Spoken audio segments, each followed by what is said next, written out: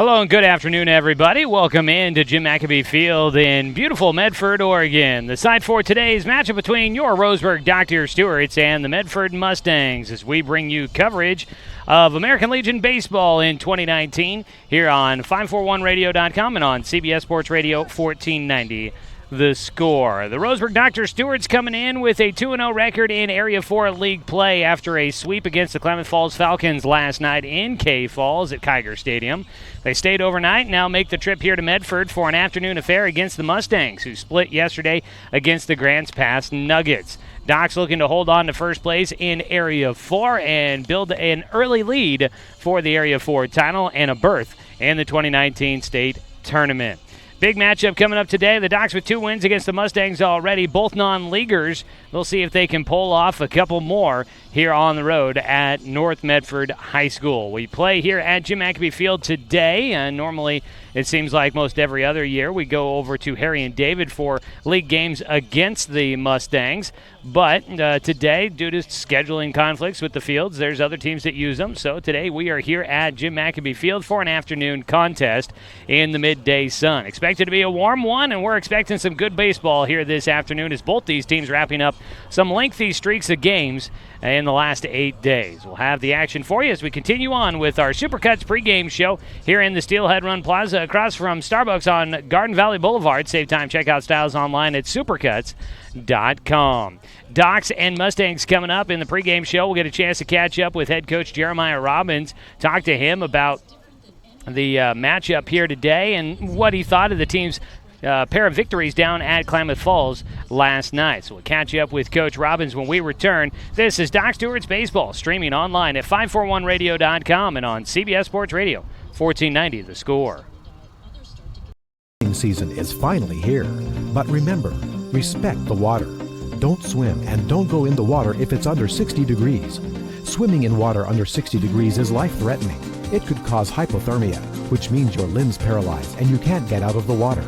Each day, the water temperature of the Umpqua River will be posted on kpic.com and kval.com, and in the morning weather on KPIC. Respect the water. Know the temperature. Brought to you by the Respect the Water Safety Committee.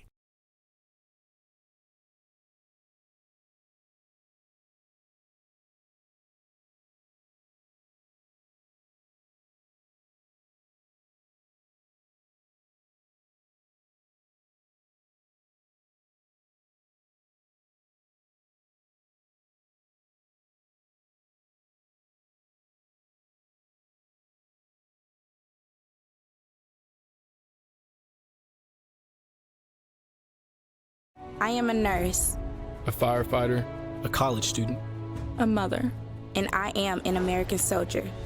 I will always be ready for every storm and disaster that threatens my community. I will always be there to protect my neighbors, my family, and my country. We are the Army National Guard. We are the Army National Guard. We are the Army National Guard. Visit nationalguard.com to learn more about part-time service. Looking for more local sports coverage? CBS Sports Radio 1490 The Score has you covered. Check out our homepage at 541radio.com for sports stories, scores, and podcasts. And follow us on social media. 1490 The Score is on Twitter, Facebook, and Instagram. And take the station with you wherever you go with the 541 Radio app. Download the app in your smartphone's app store and get access to a live stream of the station, sports stories, podcasts, and easy messaging with the station and others.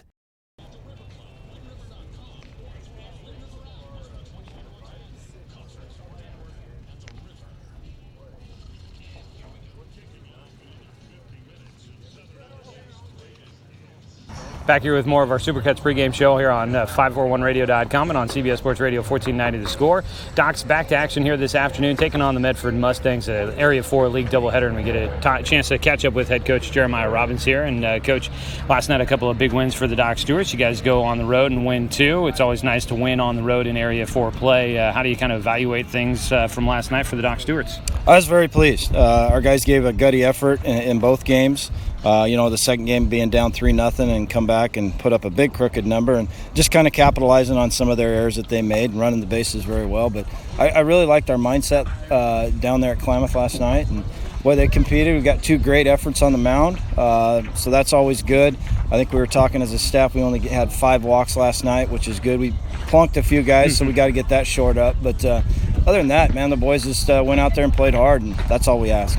Offense really, especially game 2, takes a huge uptick, but I think double-digit hits in both games for you guys there. You like what you're starting to see from these guys at the plate?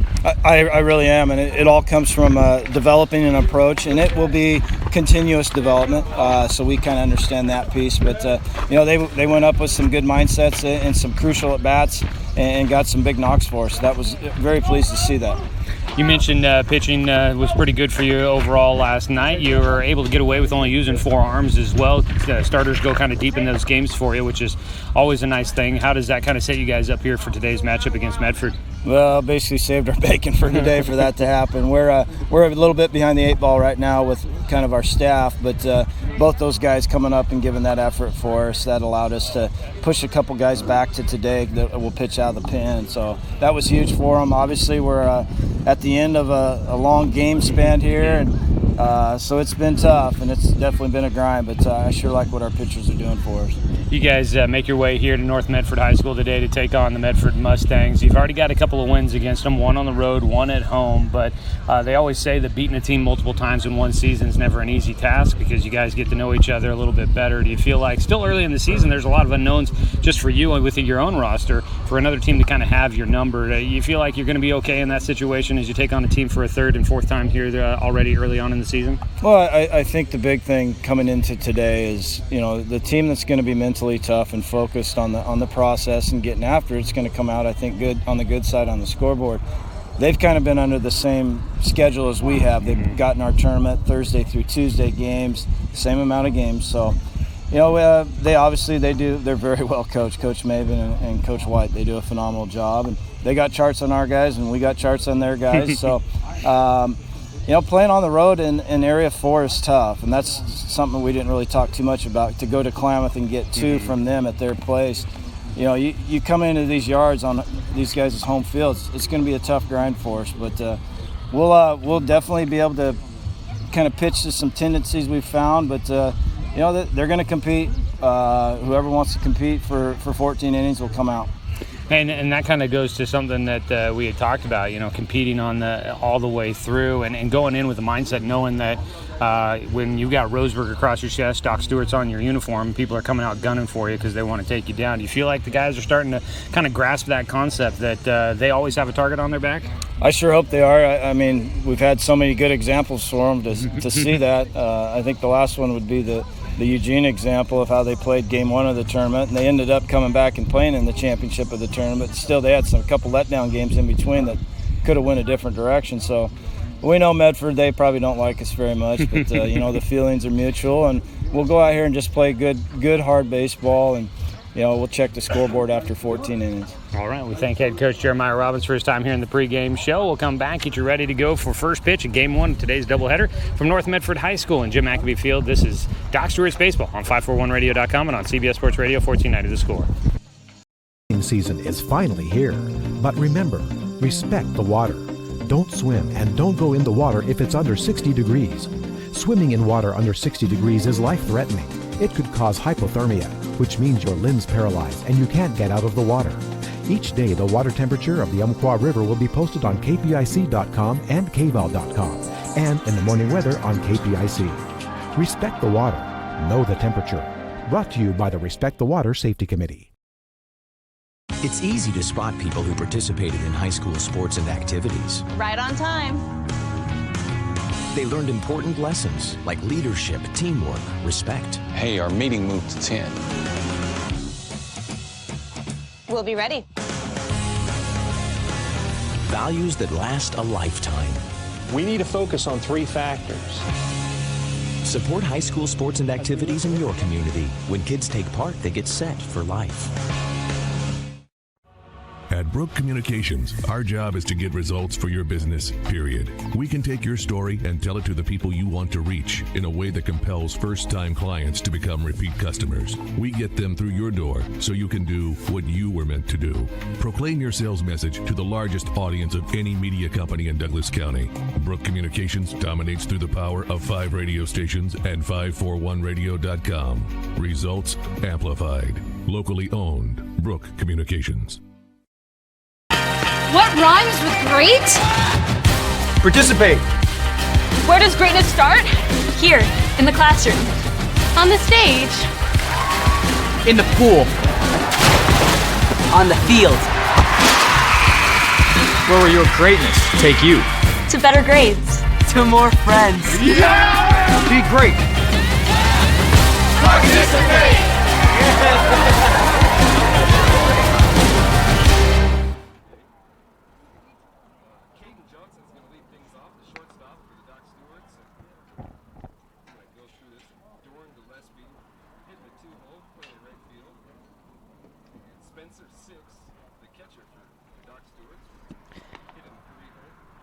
Welcome you back, everybody, as we wrap up our Supercuts pregame show in the Steelhead Run Plaza across from Starbucks on Garden Valley Boulevard. Save time. Check out styles online at supercuts.com. Hot one here today in Medford as the coaches going over the ground rules at home, getting ready for first pitch of tonight's ball game. I should say today, this afternoon. It's earlier start time for us after a late one last night. I know Medford had a late one as well, but they were able to play here at home and stay here at home. Docs on the road, stayed in a hotel last night after playing until almost 11 o'clock. I looked at it and figured that we had been on the air from when we cracked the mic for the first time for the first pregame show to when we got off the air after the postgame show at Game 2 last night. We were on the air for approximately 5 hours, so a long one last night. Then we went out for dinner, and that took a while, and then finally got to the hotel room after midnight. And I'm sure guys weren't settling in until probably 1 o'clock or later last night. Then had an early, not super early start time this morning for the team. We got out of town in Klamath Falls at about 10:30 last night. Or this morning, I should say, and started making our way here to Medford. So not necessarily a super late night, but and an early morning, but nonetheless, I'm sure it can wear on a team, and especially sitting in the van for a couple hours. Docs had to do it yesterday. We'll see if they can do it for a second straight day. Docs coming off of a sweep last night at Klamath Falls. Medford coming off of a split here at home against Grants Pass. As we get ready to go, we take a look at our first pitch weather. 86 degrees here in Medford, expected to get to a high of 90. It is breezy at times. Plenty of sunshine overhead. A lot of sun umbrellas out, including a couple for ourselves here in our makeshift press box at Jim McAbee Field. I don't know if I think they're not. I'm not sure if they're doing a national anthem or if they. I think they are going to go out for. They're going to go out maybe for the code or for the national anthem, I think they might be doing. So we get ready. We'll take a 2-minute break if that is what we're doing here, and we will come back for first pitch and your starting lineups. Looks like we are going to do a national anthem. So we'll take a 2-minute break, come back after this here on 541radio.com and on CBS Sports Radio 1490 The Score. Season is finally here, but remember, respect the water. Don't swim and don't go in the water if it's under 60 degrees. Swimming in water under 60 degrees is life-threatening. It could cause hypothermia, which means your limbs paralyzed and you can't get out of the water. Each day, the water temperature of the Umpqua River will be posted on kpic.com and kval.com, and in the morning weather on KPIC. Respect the water. Know the temperature. Brought to you by the Respect the Water Safety Committee.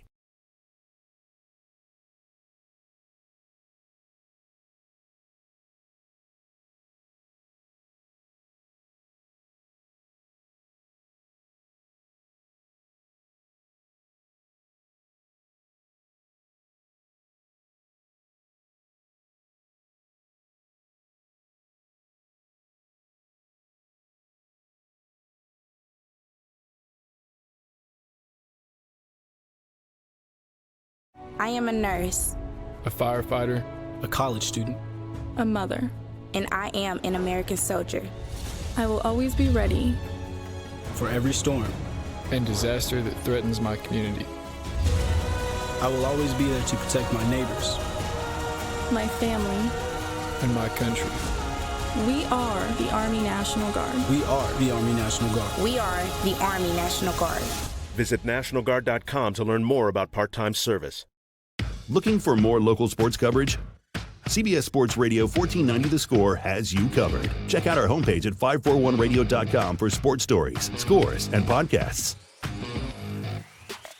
And follow us on social media. 1490 The Score is on Twitter, Facebook, and Instagram. And take the station with you wherever you go with the 541 Radio app. Download the app in your smartphone's app store and get access to a live stream of the station, sports stories, podcasts, and easy messaging with the station and others.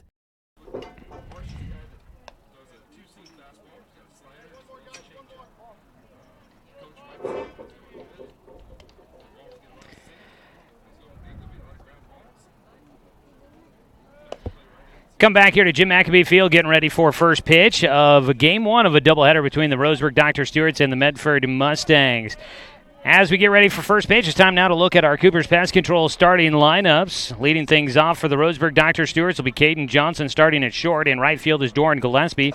Spencer Six catches, batting third, followed by Jonathan Stone, hitting fourth and playing at first base. Batting fifth and in center field is Jet Black. Griffin Levine will be the DH here in Game 1, batting sixth. Jay Stoffel at third, batting seventh. Garrett Zimet at second base. That is not true. Garrett Zimet is in left field, and he will bat eighth, and at second base is Jacob Luther. As we are underway at the mound, it is Dylan Marsh. His 1-0 pitch is fouled away. Fouled away there by Caden Johnson. Johnson, the starting shortstop, been in the leadoff position for a while, has a hit in every game except for one so far this season for the Docs. His 1-1 from Marsh. He pulls it towards third. That'll just trickle into foul territory. A ball and 2 strikes for Caden Johnson. They face off against Dylan Marsh, a right-hander on the mound. Marsh, graduating in class of 2018 from Eagle Point High School. Back here for his third year on the Mustangs roster. He's got a 1-2 count against Caden Johnson.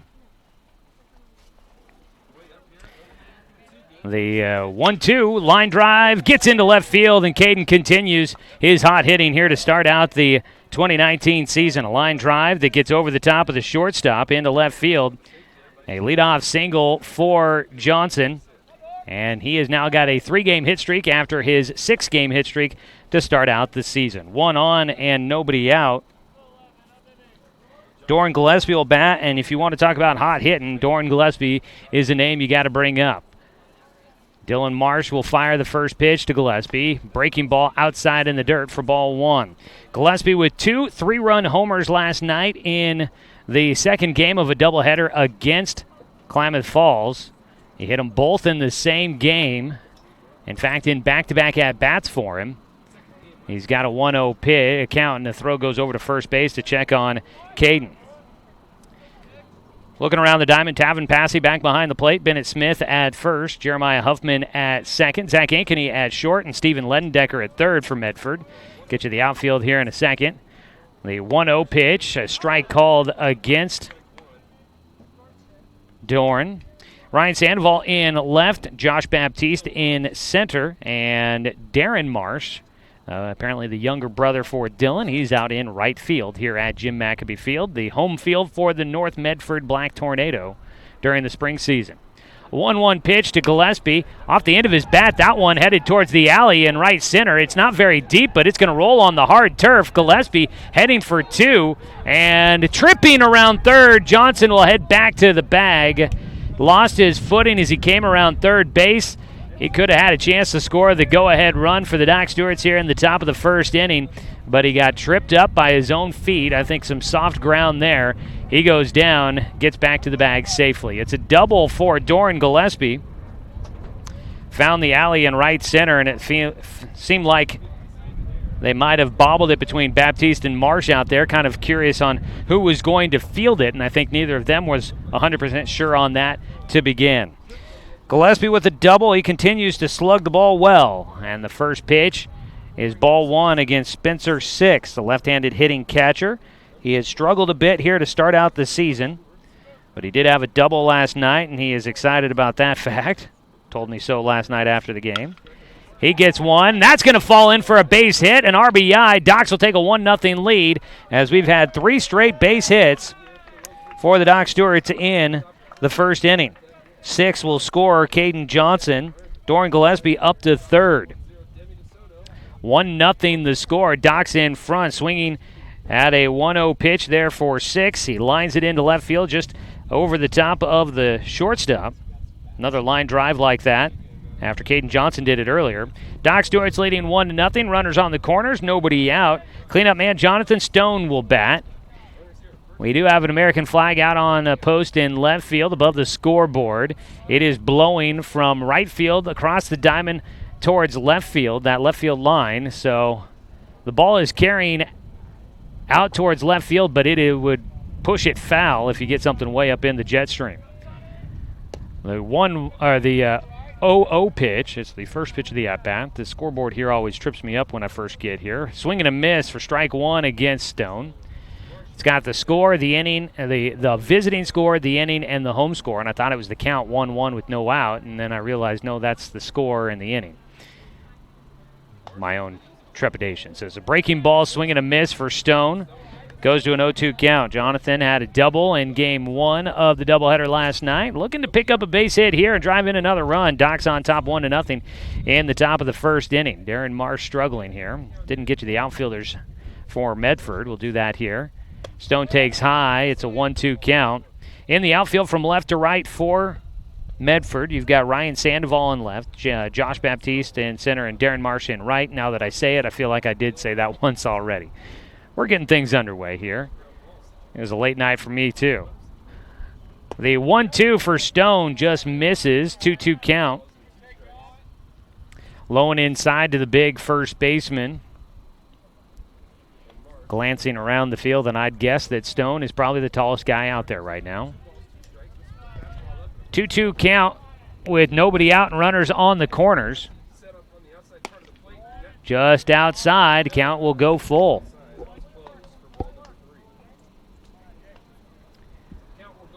Welcome everybody into today's broadcast. Early start here. Thanks to everybody for tuning in, whether you're listening on the radio or watching online. Full count pitch to Stone. He takes a breaking ball for ball 4. That was some plate discipline there out of Jonathan Stone. A breaking ball that he started to go after and realized it was going to end up low in the dirt from Marsh. Darren Marsh had started ahead in the at-bat, and Jonathan Stone battles his way back to draw a walk to load the bases. Have a man on every base for the Doc Stewarts here in the top of the first inning. And batting next is Jet Black. First pitch just off the edge of the plate. A 1-0 count for Jet. Did not get a chance since we were on the road to print out new stats, so I'm not sure what everybody's updated batting averages are. After a big night last night, pitched low and inside, a 2-0 count for Jet. Doc's racking up the hits and runs last night as a visit out to the mound now for the coaching staff here from Medford. Doc's winning yesterday 6-0 and 14-6. So the Doc's putting up plenty of offense. Already a right-handed arm. Oh, excuse me, that's the catcher. Already an arm warming up in the bullpen for Medford here in the top of the first. Doc's leading 1-0, but there's nobody out. Bases are loaded, and at the plate, Jet Black with a 2-0 count. Doc Stewart's Baseball today is brought to you by Cooper's Pest Control, your locally owned bug assassins with great low rates. Give them a call at 673-0363. Docs, if I'm not mistaken, I believe got to double-digit hits in both games yesterday down at Klamath Falls. I want to say they got to 12 hits in both matchups. Good to see the offense going. That was something that Coach Jeremiah Robbins said in our pregame interview that he is happy to see. At the plate, a 2-0 count for Jet with Dylan Marsh on the mound struggling here in the first inning. Docs would love to put up a crooked number and really start to pull ahead of Medford early. The 2-0 to Jet is in for a called strike. Jet taking all the way on that pitch. I got to imagine the conversation on the mound had a few things to say, but the other one was throw a strike here, I bet he's taking. The 2-1, a swing and a foul ball away for Jet. And he'll have a 2-2 count. I mean, I would feel if you got a pitcher that is struggling to find the strike zone, you just tell him to go out there and, hey, listen, throw it down the pipe. I bet he's taking. The 2-2 to Jet, a swing and a miss for a strikeout. First out here in the top of the first inning for Dylan Marsh. He gets a punch out, battling his way back into it. One down, bases loaded. Griffin Levine will bat for the Docs.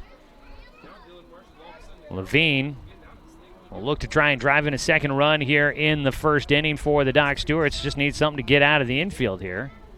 First pitch, a swing and a miss at a breaking ball, and that breaking ball has been deadly so far for Dylan Marsh. He got Jonathan Stone to swing and miss at a couple of breaking balls before John was able to battle back and draw a walk, and he got Jet Black on a breaking ball to strike out. Levine will foul off one off the end of his bat, and he suddenly got an 0-2 count, and that must have been one heck of a mound visit for the Mustangs as Dylan Marsh has come back and been right on target. No balls, 2 strikes for Levine, DHing for Peyton Hope today. Swings and fouls off a breaking ball left over the plate. Levine will stay alive for another 0-2 pitch here. At third base is Doran Gillespie. At second base, Spencer Six. At first is Jonathan Stone. Docs with 3 hits so far here in the first. Levine flies one out towards right field. That one hooking foul. Stays in on the field. Doesn't get over the fence, but it's in foul territory down the right side. Was trying to catch that one in the air. I got enough umbrellas over the top of me, helping provide some shade here today. But could not locate that baseball coming back down. Hot one here today, plenty of sunshine. Nice game to watch it. Not for my electronics, though, trying to keep them cool. The pitch, swing and a miss. Strike 3 there for Griffin Levine, and he punches out. Back-to-back Ks for Dylan Marsh. And up next will be Jay Stoffel as the Docs try to take advantage of the bases loaded. They had the bases loaded with nobody out, and they've only been able to score 1 run, and that came before they had the bases loaded. Pitch in the dirt from Marsh outside for ball 1, and that, I believe that's the first pitch that he has thrown that wasn't a strike since that mound visit. A 1-0 count for Jay Stoffel. High and inside for ball 2. Caden Johnson led it off with a single to left. Doran Gillespie had a double to the alley in right center. Spencer Six had a line drive to left field for a base hit and an RBI. That scored Caden Johnson. And then Jonathan Stone walked to load the bases, but since then it's been back-to-back Ks. As taking a strike on the off-speed pitch, Jay Stoffel finds himself with a 2-1 count. Docs in the third base dugout wearing their blue tops again, the gray trousers. The 2-1 breaking ball for a called strike 2. And it's a 2-2 count now for Stoffel. Roseburg in the dugout that gets a lot of the sun here at North Medford High School and Jim Maccabee Field. 2-2 pitch to Stoffel. He grounds it to third. It's picked up and a race to the bag in time. To get the out is Steven Ledendecker at third.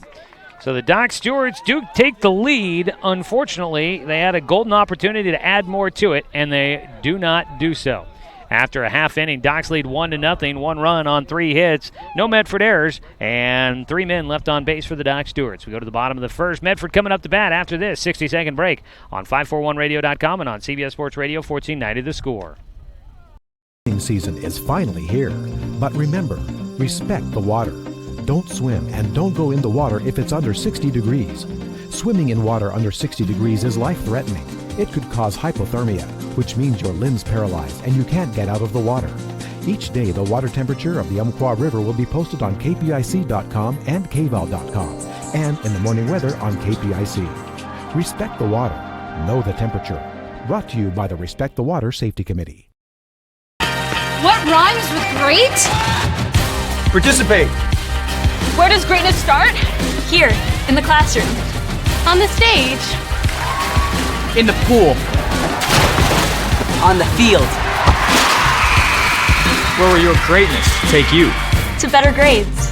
To more friends. Yeah! Be great. Participate!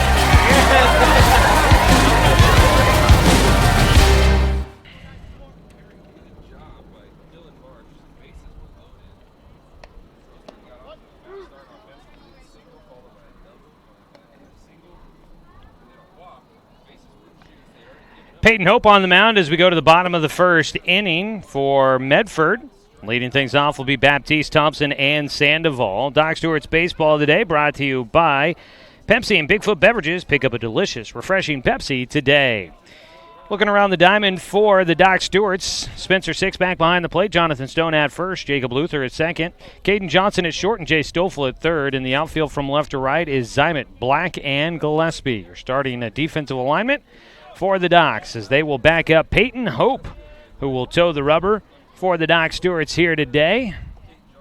First pitch for Hope to Baptiste. Ground ball to third base, picked up by Stoffel. He fires over to Jonathan Stone to record the first out on the first pitch of the ball game.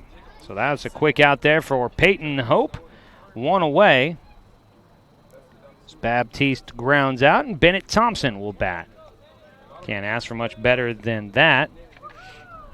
On the mound this season, Peyton Hope has had limited appearances. This is only, I believe, his second start.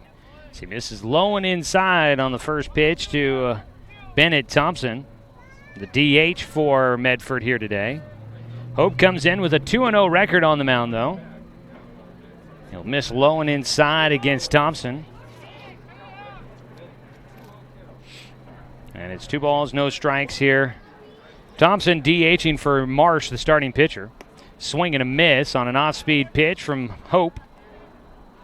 2 balls and a strike. Dylan Marsh had a home run against the Docs the first time they met at Harry and David Field, so DHing for him, taking him out of the lineup as a starting pitcher.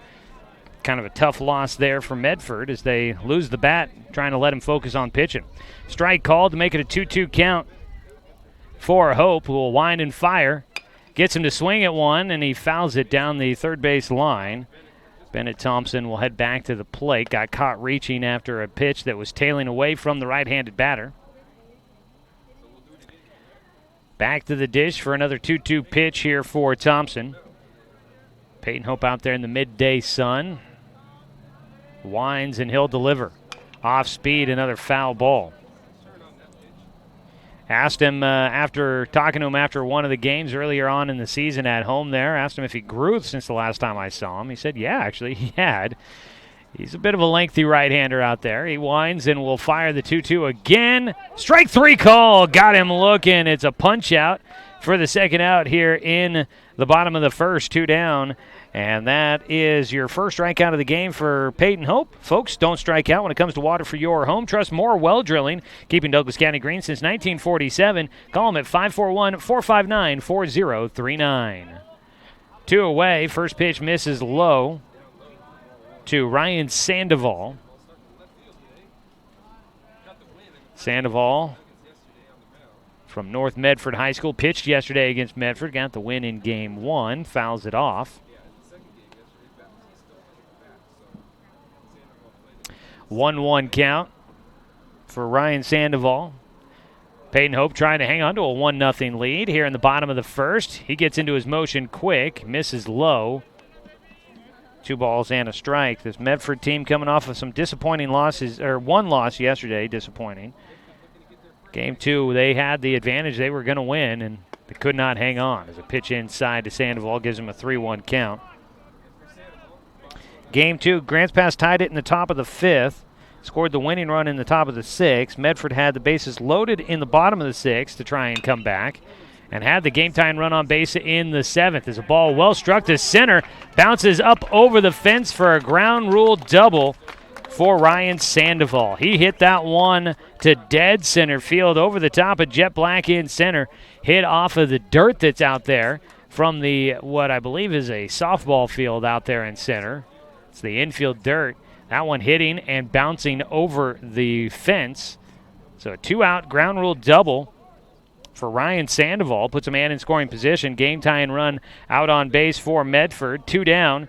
Batting next will be Bennett Smith. First pitch to him is in the dirt for ball one.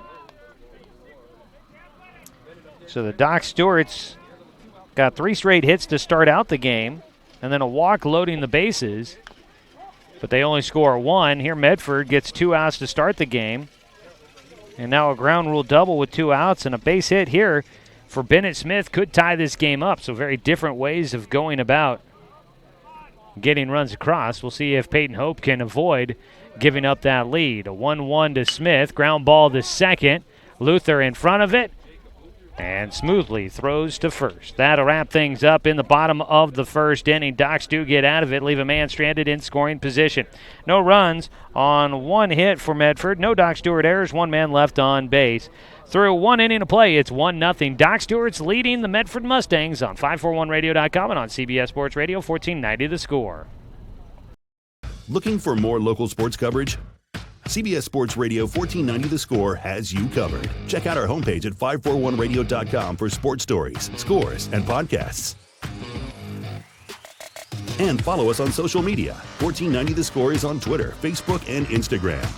And take the station with you wherever you go with the 541 Radio app. Download the app in your smartphone's app store and get access to a live stream of the station, sports stories, podcasts, and easy messaging with the station and others. I am a nurse, a firefighter, a college student, a mother, and I am an American soldier. I will always be ready for every storm and disaster that threatens my community. I will always be there to protect my neighbors, my family, and my country. We are the Army National Guard. We are the Army National Guard. We are the Army National Guard. Visit nationalguard.com to learn more about part-time service.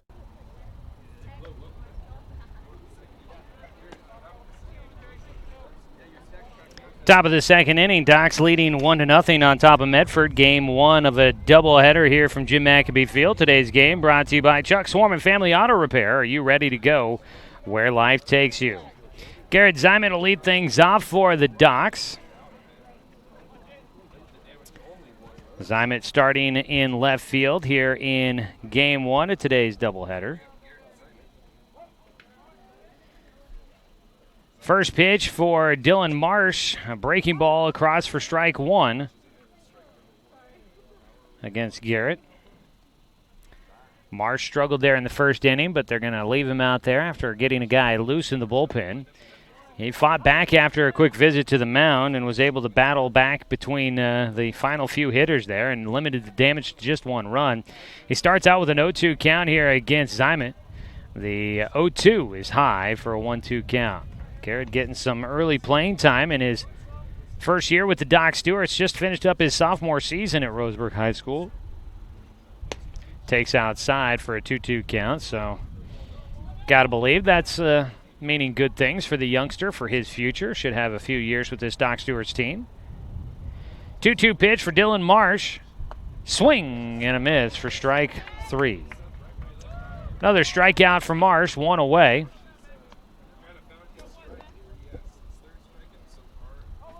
Dylan Marsh now with 3 strikeouts in the ball game. Not too shabby after giving up 3 hits to start out the game. Jacob Luther, the 9-hitter, will bat. He has been a strong hitter to start out the season for the Doc Stewarts. Takes a called strike for an 0-1 count. Luther leading the team in RBIs. At least he was going into last night. He got beamed on the elbow. And he'll get the free trip down to first. 1 on and 1 out for the Docs as we go to the top of the lineup. Back to the top for Caden Johnson, batting for a second time. He's 1 for 1 in the game with that leadoff single. Luther, I think, got to double digits yesterday. Yeah, he drove in 2. He's up to 10 RBI on the season, but Doran Gillespie had 6 RBI in Game 2 there. I'm not sure where that puts him. As a pitch low and outside for ball 1 against Johnson. We'll see if the top of the order can do some damage again against Dylan Marsh. I'm sure it's fresh in his memory exactly how that first inning played out. The 1-0 to Johnson. Another line drive into shallow left center. That one's going to roll a little ways. It gets by the left fielder. The center fielder bobbles it. And scoring from first will be Jacob Luther. Into second goes Caden Johnson. Johnson, that one picking up some speed on that outfield grass. And Josh Baptiste was the one to get to it.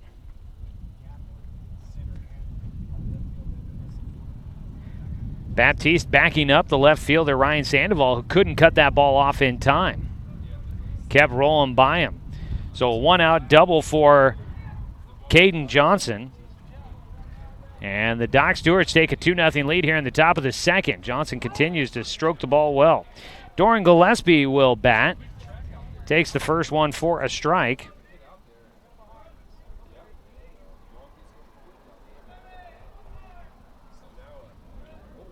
The 0-1 from Marsh. Check swing went around for strike two. Johnson with an RBI. That's Caden. Spencer 6 with an RBI. Doc's leading 2-0 here in the top of the second. They'll take that for right now. Falling behind the opposition was an issue during their tournament there at home. The last couple of games, they've been able to fix that issue. As a pitch fouled off by Gillespie keeps him at an 0-2 count. Docs did fall behind 3-0 in Game 2 of that doubleheader against Klamath Falls last night, but they took advantage of a bad inning for the Falcons, as Klamath Falls had an inning where they committed 5 errors. Docs scored 8 runs. 3 of them came on the home run by Doran Gillespie. He stands at the plate right now with the 0-2 count. Caden Johnson at second, a swing and a miss. That ball got by. Gillespie's going to head on down to first. Might have a chance to get there. Up to third goes Johnson. And Doran will get on the drop third strike all the way to the backstop. Having to chase it down, Tavin Passy. That's a long, deep backstop. Doran even hesitated at the plate, didn't realize it had gotten by, and then realized he could head down to first. So he didn't break right away, as many guys will, and he still got to first base without a throw. So that'll be a wild pitch, putting Gillespie on at first. Up to third base goes Johnson. Runners on the corners with just one out. First pitch in the dirt to Spencer 6, who already has 1 RBI on a single here today. 6.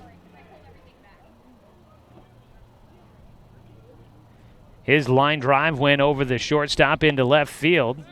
He takes for a strike on a 1-0 pitch. Spencer trying to get into a groove. Just has been kind of off to a slow start. I think they've tried to tweak a little bit of something with his swing. His 1-1 takes on the outside corner for strike 2.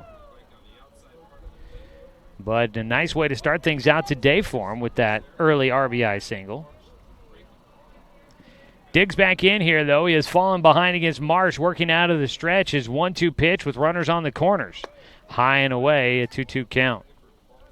At first base, Doran Gillespie has not shown any sort of indication of trying to take off with a man at third. Gillespie just a moderate average lead there at first. A 2-2 to 6. Outside to the lefty, full count. Top of the lineup doing some damage here. Hit by pitch got Jacob Luther on in the 9th spot, and then Caden Johnson with the double to drive him in.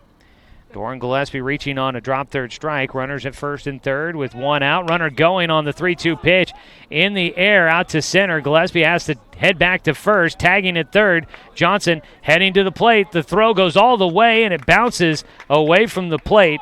A sacrifice fly for Spencer 6. And the Doc Stewarts add another run here at the top of the second inning as they now lead 3-0 on top of Medford. Gillespie will head back to first. He was running on the play, so he had to put the brakes on just before he got to second and went all the way back to first.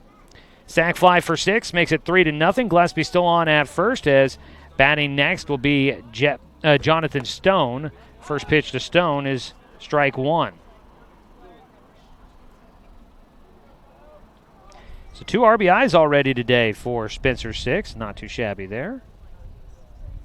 The 0-1 to Stone, gets underneath it to right field. That could be trouble. Long run out there. Diving attempt, can't make the catch as Darren Marsh in right field. Stone into second with a double, breaking for home. Doran Gillespie will score with 2 outs from first. And another extra base hit for the Docs. They lead 4-0 as a 2-out double down the right field line for Jonathan Stone. He has done a nice job of hitting to all sides of the field here this season. So Stone into second base, a run in for Gillespie, running all the way from first after reaching on the drop third strike. And Stone will get an RBI. Has a double and is out at second as the first pitch misses outside to Jet Black now. A 1-0 count for Jet. Jet is 0 for 1 of the game, struck out in the first. Is batting for a second time in his mini innings. The 1-0, ground ball right back up the middle, gets into center field. They're sending Stone around third. In center, Baptiste, his throw offline to the plate, and scoring is Stone. Going to second is Black. That ball backed up by the shortstop. We'll keep it on the infield. Jonathan Stone will score on the single up the middle by Jet Black. And the Doc Stewarts now on top 5-0. They are not leaving anything out there on this one. They are trying to take advantage as much as they can against Medford, knowing, hey, as many runs as you can get is always a good thing. 5-0 the score. Doc Stewart's in front. Jet Black out at second base with 2 down, and Griffin Levine will take low for ball 1. RBI single up the middle there for Jet. That is 3 straight batters to record an RBI for the Docs. And that pitch beans Griffin. Tried to get the arms up out of the way, but he gets hit by a pitch. He'll head on down to first. And runners at first and second with 2 down. It looked like Dylan Marsh might be making a comeback. After a shaky start to the first inning, he was able to get a strikeout to start things off here in the second. But since then, it has been downhill. And Jay Stoffel will be coming up to bat with runners at first and second. And there are 2 outs in this one. Docs already with 4 runs in here in the top of the second inning. Warm one here today. When the wind stops blowing, you can really feel the heat radiating off of the dark black grandstands behind home. Not many people sitting in the metal grandstands, and I don't blame them. Not a large contingency from Roseburg here today, but I did see a couple of Doc Stewart shirts on a couple of fans. So I hope that means we got plenty of people watching online. We appreciate you tuning in for the broadcast here today.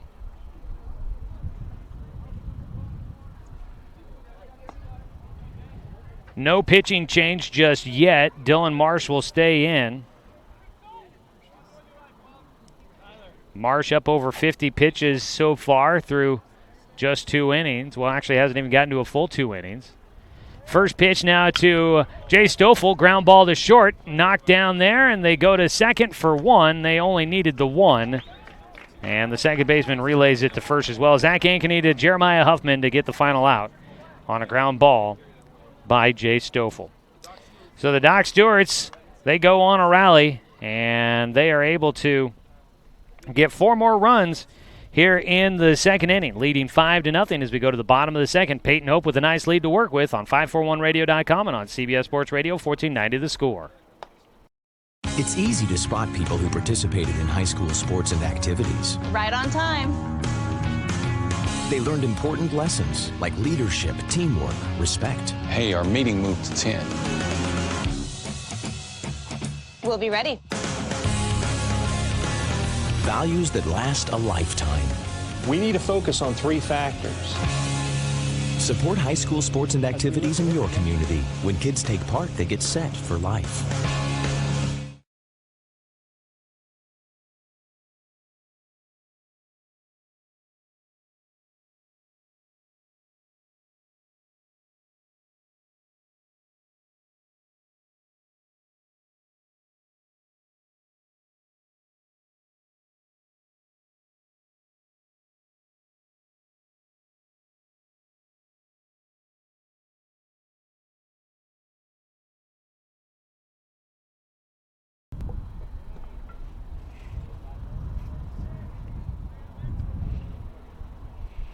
Bottom of the second inning, Doc Stewart's on top 4-0 over Medford. Peyton Hope will face the lefty, Tavin Passy, here to start things off in the bottom of the second. Doc Stewart's Baseball brought to you by Flyaway Travel. Book your travel plans with their travel experts. Now located at 1445 West Harvard Avenue in Roseburg. 2-0 count for Passy from Peyton Hope, who has a 5-0 lead to work with now. The 2-0 pitch, high for ball 3. I'm sure that all the Docs pitchers would agree that it's much nicer to work when your team puts you ahead early on in a game rather than trailing in the games, much like they had been for a few games during that tournament there at Legion Field. Strike on the 3-0 pitch from Hope.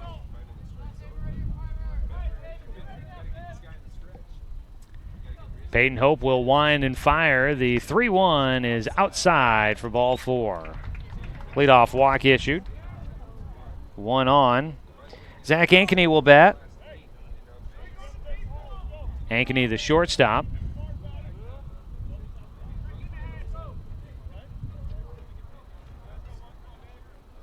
Zach Ankeny from South Medford High School. One of the few returning guys on this Medford squad. Honorable mention, All Southwest Conference player on the infield this year. He fouls off the first pitch he sees. Got around early on that one, fouling it down the third base side towards the Docs dugout. Wind picking back up again. And when it does, again, it blows out towards left field into foul territory. So get something in the air, it's going to start hooking it foul rather than helping it get out of the stadium. Hope will check first, comes set, the 0-1 pitch. That ball in the air. Could be a long run here for Jet Black with the wind helping it. Jet, a catch on the run. No, he gets away from him. He's still chasing it down, and they hold the runner at third. Third base coach putting the brakes on for Tavin Passy. I thought for a minute that Jet might have had that one, but it just goes past his reach. It's a double for Zach Ankeny. Only reason that I figured out that Jet Black did not have it was the fact he ended up chasing it around the base of the outfield fence. That one rolled away from him for a while. 2 on in scoring position with nobody out here in the bottom of the second. First pitch for Hope is high and inside for a ball 1 against Stephen Ledendecker. So runners at second and third. A ball low. 2-0 count for Ledendecker. At third base, Tavin Passy, Zach Ankeny out at second after his double. Ground ball foul on the 2-0 pitch to Ledendecker. And with that pitch, Peyton Hope finds himself in this at-bat now. Stephen Ledendecker from South Medford, first-team all-conference selection this year for the Panthers. The 2-1 pitch to him, line drive, and it goes past Jacob Luther, a diving attempt. He can't come up with it. A 1-run will score on the single. And that'll make it a 5-1 score. Medford still trailing the Doc Stewarts. Runners on the corners with nobody out. And, man, I thought there for a moment that Luther looked like he was going to get that one. He was trying to watch it all the way into the glove, but it just went by him as he started to lay out for it. Scoring was Passy. Zach Ankeny goes up to third. Jeremiah Huffman will bat. First pitch is high up out of the crouch. Spencer 6 to get that baseball. Jeremiah Huffman, the 8-hitter in the lineup for Medford, batting here with nobody out and 2 runners on. Already 1 run in. Doc's lead cut down to 4. The pitch, ground ball to third, picked up by Stoffel, goes to second for 1. The double play, not going to finish it. The throw from Luther's high. Stone, with all of his height and reach, can't get to it. He had to come off the bag, and with that, a run scores. A run was going to score anyways, but the Docs only get 1 out for it. So the ground ball goes to third, a fielder's choice. Score Zach Ankeny. Ledendecker out at second, Huffman on at first. 5-2 your score. First pitch swinging now for the 9-hitter. Drops in for a knock. Garrett Zymet will collect it and sends it back in. The 9-hitter Darren Marsh singles to keep the inning going. He wasted no time with that line drive to left field on the first pitch. Back to the top of the lineup, Josh Baptiste will hit. 5-2, Doc Stewart's in front. But Medford fighting their way back, cutting the deficit down.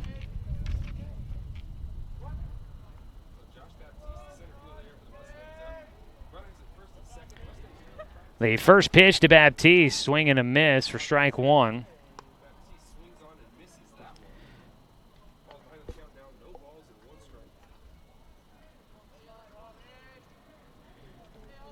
A 0-1 count. And that ball fouled off for Baptiste. Gives him an 0-2 count.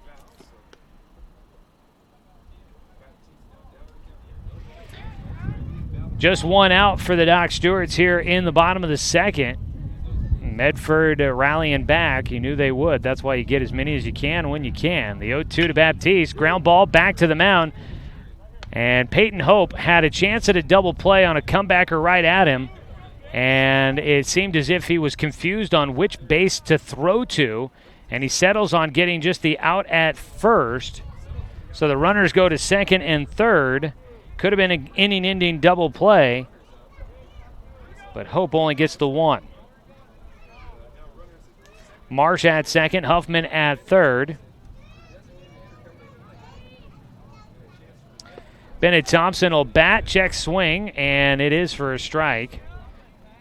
Gives him an 0-1 count. Thompson struck out looking in the first.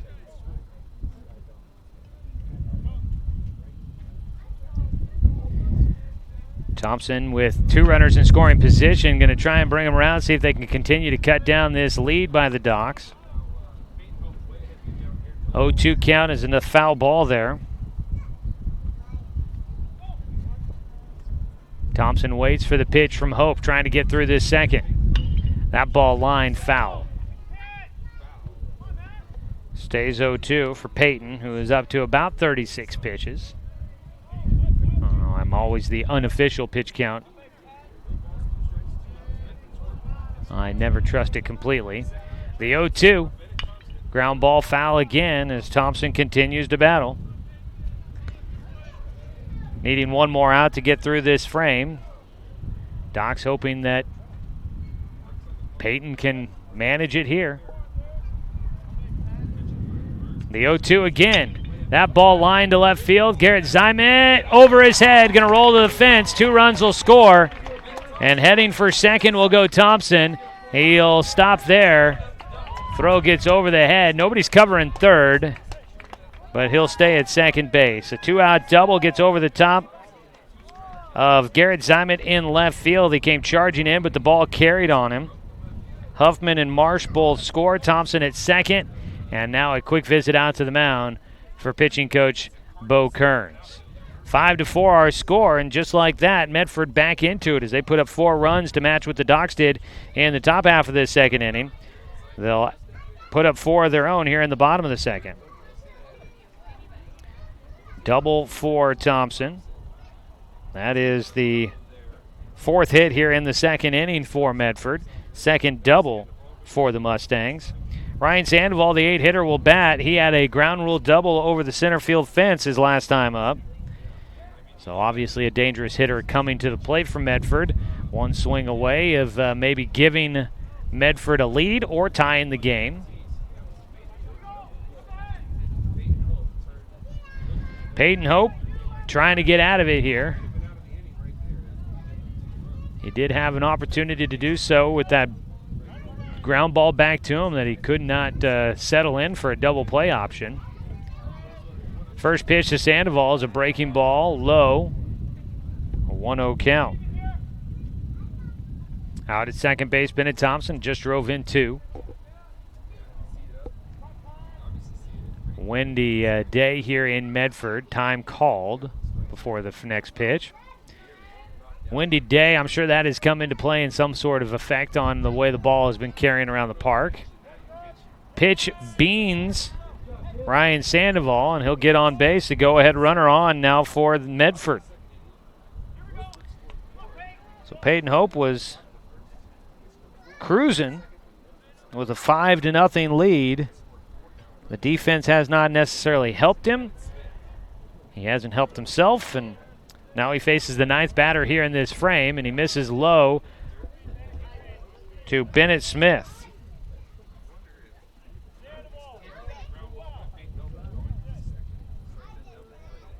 The 1-0 delivery, Hope checking second as he comes set. To the lefty, Smith. He gets across the strike. A 1-1 count. Docs looking to go to a 4-game winning streak. It's still very early in this contest. Bottom of the second. The pitch just outside. Spencer trying to frame it, but does not get the call. Wind picking up. Blowing out towards left field, down that left field line. The 2-1 pitch. Back to Peyton, gets into center field. Jet Black will come up. He's throwing. The throw goes all the way to the plate, not in time, and the game is tied. 5-5 our score as Bennett Smith grounds one to center. And his single drives in Bennett Thompson from second. 5-5 ball game. Still 2 outs here in the bottom of the second. And Medford will bat through the lineup.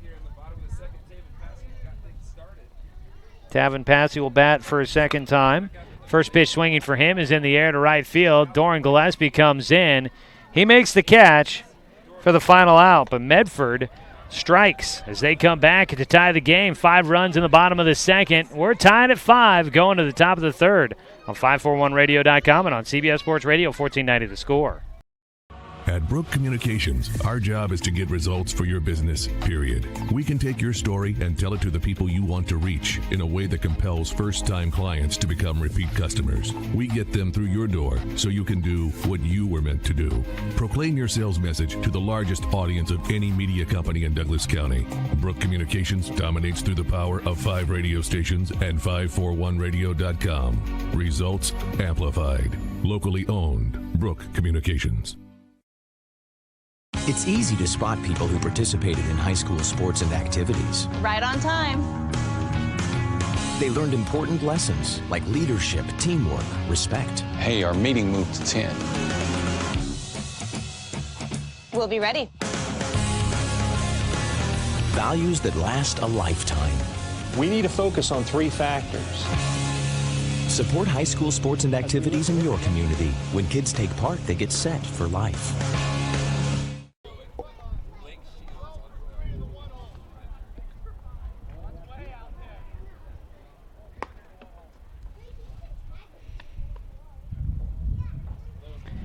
Medford will make a call to the pen. All pitching changes brought to you by Shelby and Migulena Construction. Your local leaders for any project, big or small. 30 years of quality, affordable work. Call Shelby and Migulena or visit their website, webuildhouses.com. So the day is done for Dylan Marsh. Don't know if he stays in the game. Blake Shields will come into bat. Dylan Marsh played at third base the other times we were facing Medford. But it looks like Marsh just comes out. Ledendecker stays at third. So a straight switch for the pitcher. And the new man on the mound is going to be Blake Shields. He pitched 1 inning yesterday for Medford. I believe he pitched in game 2 when Medford lost 6-5 against Grants Pass. Our game right now tied at 5 as we go to the third inning. First pitch to Garrett Zimet. He led off things in the second with a strikeout. He'll start things here in the third with a first pitch strike from Blake Shields. So we'll get you a look at some numbers. There's a swing and a miss for strike 2 for Zimet. Zimet with an 0-2 count. Swings, hits one softly up the middle. In front of it, the second baseman. Throw to first is high, and Zimet in safely. That'll be an error on the Mustangs. Out at second base, Jeremiah Huffman lost his footing a little bit back behind second as he was fielding it, and he throws high to first, pulling off Bennett Smith off the bag. So an error. Puts a runner on. That's the go-ahead run for the Doc Stewarts. And scoring a bunt, Jacob Luther fouls it off down the first base side, trying to move the runner into scoring position. So for Dylan Marsh, just 2 innings worked, gave up 6 hits, 5 runs. Pickoff throw to first, back in safely goes Zymet.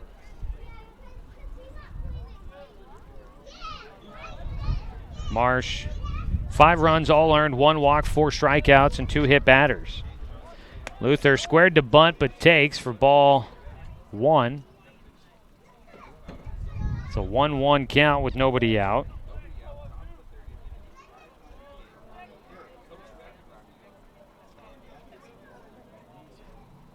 The runner going in the hit and run. Luther makes contact, but fouls it back for strike 2. Gives Jacob a 1-2 count. Garrett Zymet back to first. So 1-2 count. Zymet, good speed. Not running this time as Luther lines one to center, and Baptiste will have to take it on the hop. It'll be a base hit for Jacob Luther, continuing his hot streak. He sends one to center field. He's been on base twice, 1 for 1 in the game now. And up to second base, Garrett Zymet. So the Docs get their first 2 runners on base here in the 3rd inning. And it looks like we may have an offensive day on our hands here today at Jim McAbee Field. Top of the lineup, Caden Johnson, 2 for 2 in the game. Single and a 2-bagger. On the mound, Blake Shields, the reliever, facing his 3rd batter. Johnson squared at first, takes for a strike.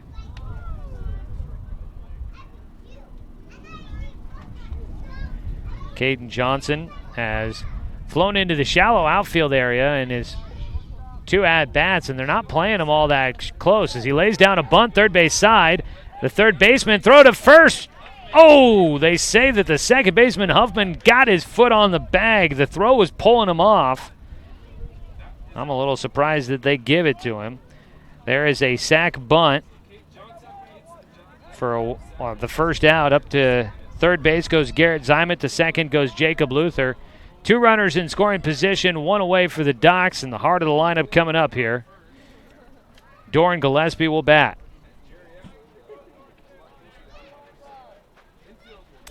They play with the infield in for Doran Gillespie. He'll take a breaking ball outside for ball 1. So they look to try and cut off a run at the plate, and with the game tied at 5. Top of the 3rd, Docs led by as many as 5-0 before Medford put up a 5 spot in the bottom of the 2nd. The 1-0 to Gillespie out towards right field. That ball well struck. That one to the wall. It'll take a couple of hops and get to the base of the wall. 2 runs will score. Gillespie heading for third. They've got him holed up there. It's a stand-up triple for Doran Gillespie as he continues to just hit the cover off the baseball this season. That a triple after 2 3-run homers last night. Already had started out today with a double. He is now a homer and a single shy of hitting for the cycle in this game as the Docs score 2 and retake the lead at 7-5. Gillespie, man, he is a hitting machine as of late. Drives in 2. He gets his first RBIs of the day. A triple. Just, it's hard to get to the baseball in the outfield here at Jim McAbee Field today, it appears. Wind blowing as Spencer 6 steps in, takes the first pitch for ball 1. Wind continues to whip it up, but when the ball gets down, it is off and running at the ballpark this afternoon as a pitch low and inside, a 2-0 count for 6. We've seen guys mishandle balls as they're trying to pick it up. We've seen it hit in the alley and roll. We've seen it bounce hard for a ground rule double in center. As a pitch low to 6, he's got a 3-0 count. Wind blowing everything around here as it picks up yet again.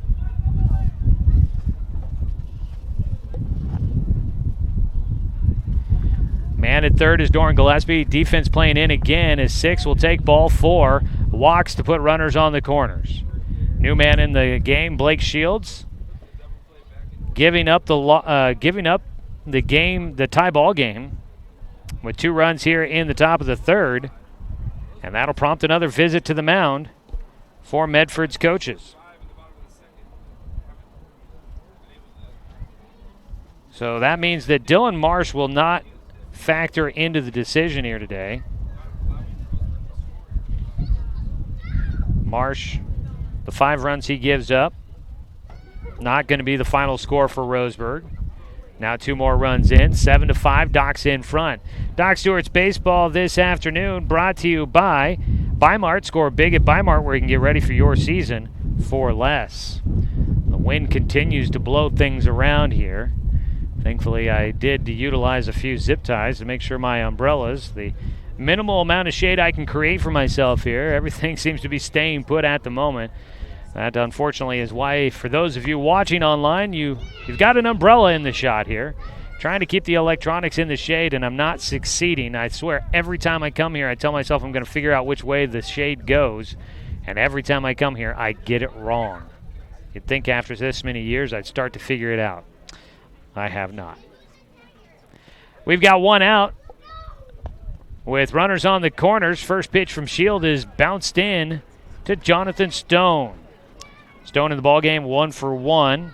Had a double down the right field line in the second to score a run.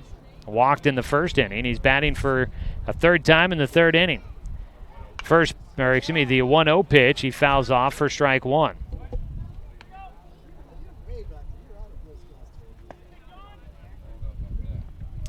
So a ball and a strike against Jonathan Stone. The 1-1 ground ball, third base side. That's fair down the line for Stone. Going to roll into foul territory down that left field line. He's got a single. They stop 6 at second. And coming in to score is Doran Gillespie. The ground ball right down the chalk line. And it bounced right over the top of the bag into left field. Stone gets another RBI, driving in Gillespie. Doc's on top, 8-5 now. Still just 1 out with runners at first and second. A lot of offense so far here this afternoon. A combined 13 runs already. Jet Black will bat. He takes one right down the middle. Jet is 1 for 2 today. He had a RBI single right back up the box in the second inning. The 0-1 count for Jet. Blake Shields, the right-hander on the mound, kicks and fires. His breaking ball is low. 1 ball, 1 strike. Blake Shields.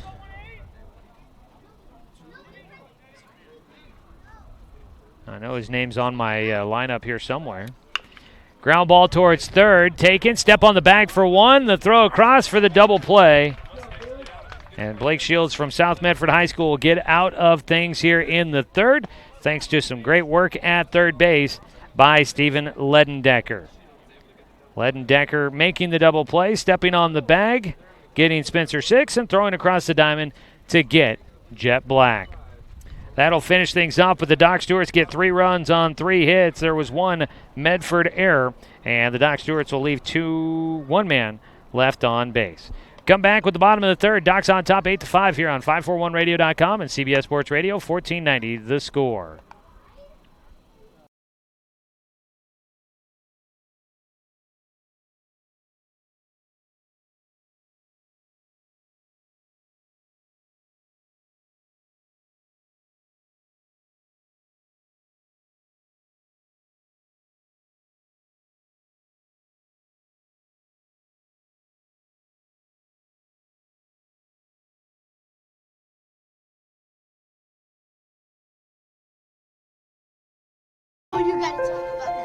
The innocence of youth. Is there anything any better? But soon they'll be in high school and facing all the same challenges you faced.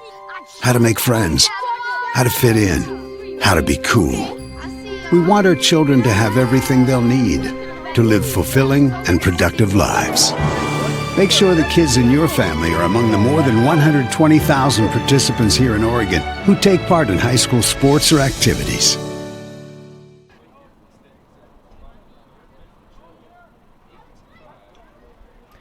Bottom of the third inning, Doc's on top, 8-5. Game 1 of a doubleheader today here from Jim McAbee Field. Peyton Hope still out on the mound. His first pitch misses low and inside against the leadoff man. And that'll be Tavin Passy who leads things off. That doesn't actually sound right.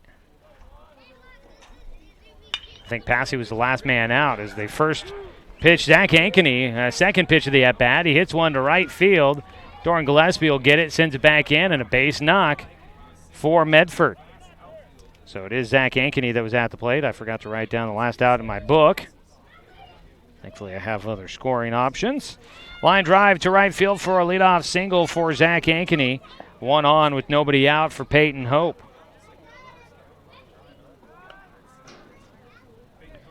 Peyton Hope with the lead back in his favor again, on top by 3, trying to keep it after Docs couldn't hold on to a 5-run lead. Strike on the inside corner on the first pitch to Steven Ledendecker. Ledendecker today is 1 for 1. Had a single to right field to drive in a run. Back in the second. The 0-1 pitch to him is in the dirt, ball 1.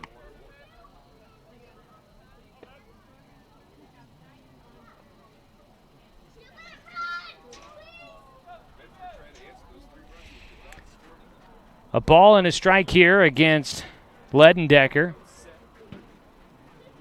Pitch in the dirt. Ledendecker almost chased after it, laid off. He's got a 2-1 count. Spencer keeping the ball from getting by. Holding the runner out at first. That's Zach Ankeny who led off the frame with the single to right field. 2-1. That time it gets by Spencer. Up to second will go Ankeny. 3 balls and a strike against Ledendecker, and now a man in scoring position.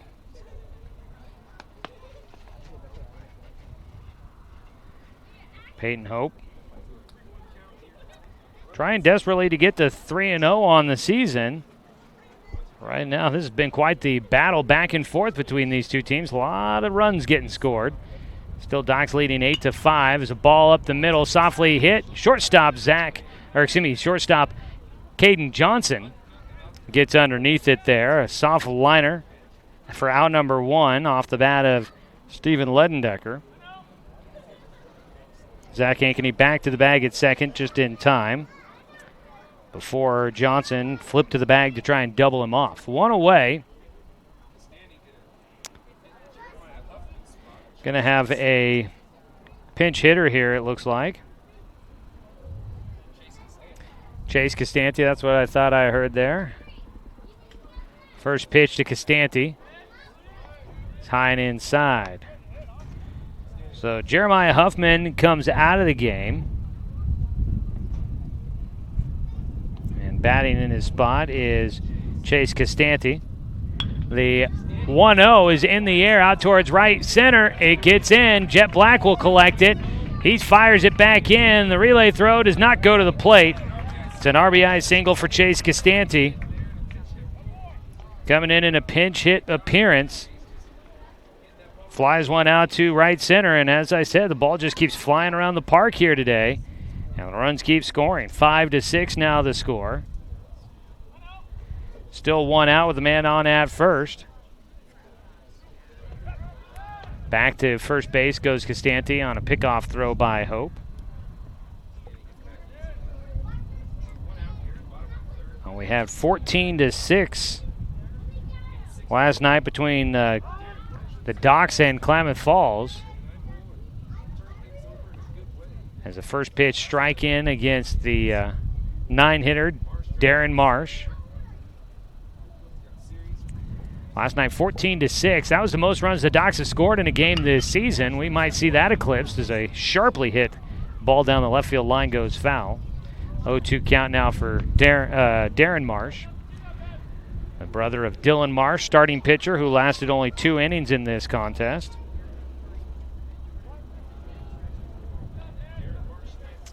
Marsh is 1 for 1. Got on with a single and scored a run back in the second. Fights off a breaking ball pitch on the outside corner. Keeps him alive at the plate.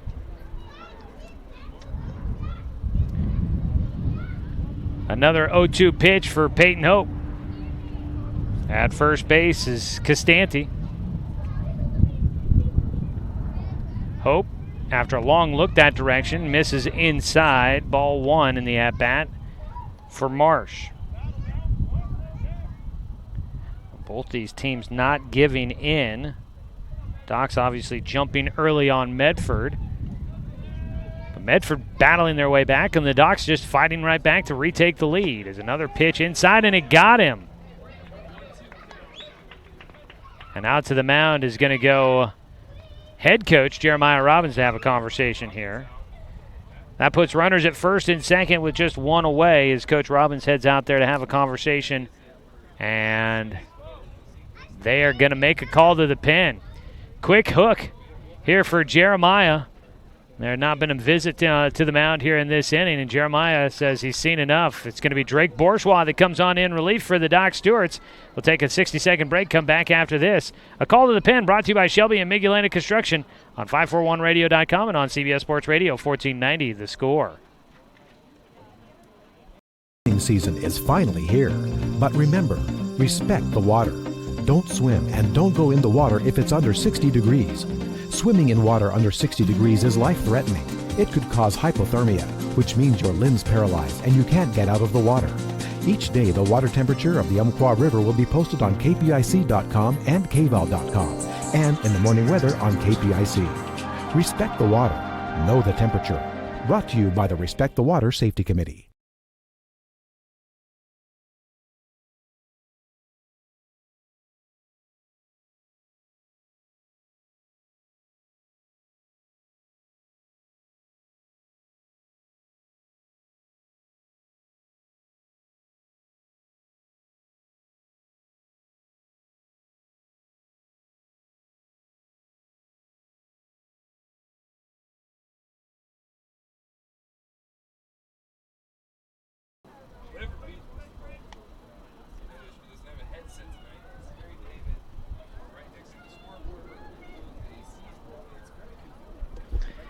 On a hot day in Medford, Peyton Hope lasts 2 1/3 innings. And he exits the game. He does have the lead in his favor right now. He gave up 8 hits, 6 runs, all of them earned. Had 1 walk and 1 strikeout and hit 2 batters. Last night the Doc Stewarts struggled with hit batters for the pitching staff against Klamath Falls, and I think maybe Jeremiah Robbins has just had enough of that, so he on a hit by pitch. After that, he pulls the trigger on Peyton Hope. Drake Bourgeois takes over on the mound. Drake will face the top of the order here. Josh Baptiste will bat with runners at first and second. 1 down, 1 run in so far for Medford here in the 4th inning. They trail 8-6. First pitch from Bourgeois misses to Baptiste. A 1-0 count as the wind picks up again. Wind really picking up again. The 1-0, that one's going to blow us all away here. The 1-0 is fouled away. And it is a 1-1 count now for Baptiste. This place can get ridiculous sometimes with the wind. The 1-1, ball low, the count goes to 2-1.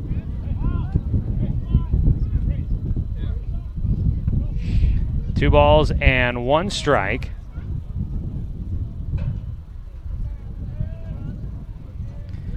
Bourgeois' pitch low. 3-1 now the count for Baptiste, the leadoff man.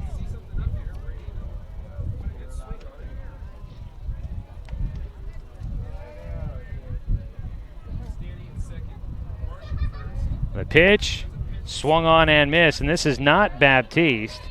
They make another change here.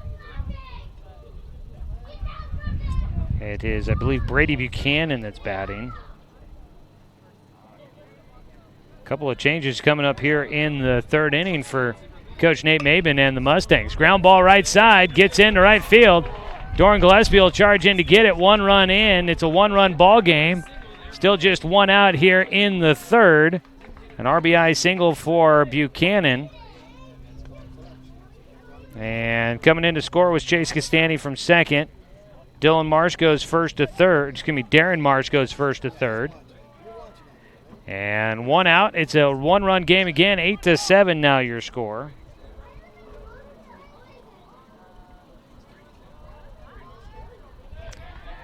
That now brings up the two-hitter Bennett Thompson. Medford just not going quietly, and we have a tie ball game. Drops into left field for Bennett Thompson. Scoring will be Marsh, and we're tied at 8 again. It's tied at 5, now tied at 8. Up to the second goes Josh Baptiste. Brady Buchanan. RBI single, third RBI of the game for Bennett Thompson. And oh my goodness, it's time to tee it off here. 16 runs in this ball game now. Still just one out in the bottom of the third.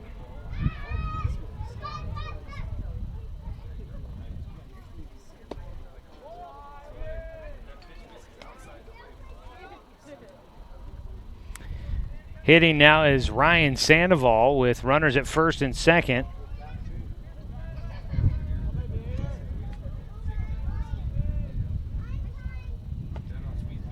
The 1-0 misses for Bourgeois. 2-0 count.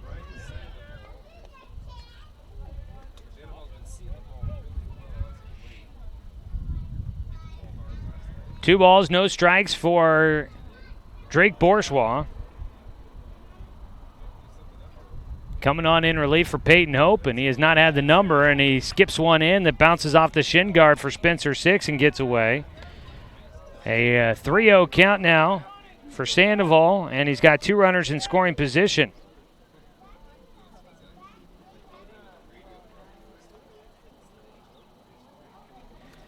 It's just not, the pitchers are having a hard day, both sides.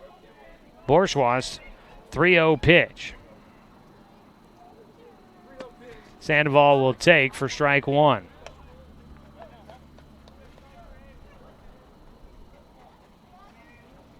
Ryan Sandoval will step out for a deep breath, a 3-1 count. Bourgeois, strike two, gets it across at the knees. Takes the count full. Only one out so far here in the third. And Docs has scored in every inning. His ball fouled away by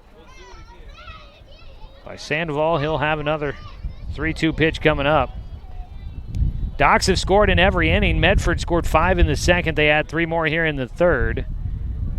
16 runs so far, and we're not even through the third inning. And 2 runners in scoring position. Medford has not led today. The 3-2 jammed and fouled off. Stays a 3-2 count for Sandoval as Bourgeois tries to challenge him.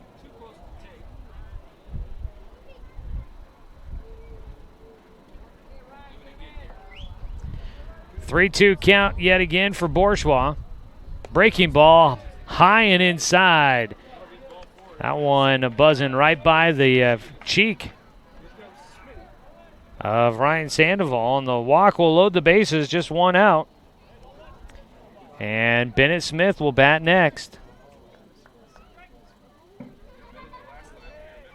Smith had an RBI single back in the second. He hits a line drive to the second baseman, and the Doc Stewarts will get a double play to get out of it. As at first base, Ryan Sandoval took off running. So did everybody else, but Sandoval was a mile off of first. He got caught, slipped as he tried to put the brakes on, and he gets doubled off at first. And the Docs will get out of it here in the third inning, but they give up 3 runs, give up the lead again, and we're tied at 8 as we go to the fourth inning in game 1 of a doubleheader here on 541radio.com and on CBS Sports Radio 1490 The Score. Hey there, sports fans. Thanks for watching this local sporting event online at 541radio.com. Did you know there's more than one way to watch games online? You can watch games on your laptop or desktop computer, your tablet, or even your smartphone just by going to 541radio.com. But we also use YouTube to stream all of our video broadcasts, which means you could be watching this game on your big screen TV with a number of different streaming devices. You can stream our live YouTube broadcast through your PlayStation or Xbox gaming device or through streaming devices like Google Chromecast, Apple TV, or Roku. There's plenty of ways to follow this live local sporting event. Plus, you can find past events archived on 1490 The Score's YouTube channel. Find us on YouTube and subscribe today to keep up with the latest in local sports coverage.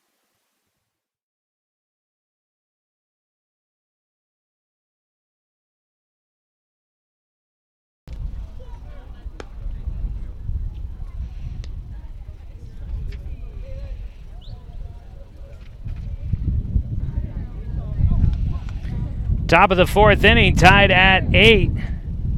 Doc Stewart's and the Medford Mustangs squaring off today here on 541radio.com and on the radio. Midday afternoon action for you here on The Score. It'll be Griffin Levine to lead things off for the Docs. He will bat, but the game tied yet again. Levine is 0 for 1, was hit by a pitch his last time up. Wind continues to be off and on, as if somebody's pulling a switch on us here, turning a fan on and off. First pitch is in the dirt from Blake Shields, the reliever on for Medford. He misses well outside for a 2-0 count.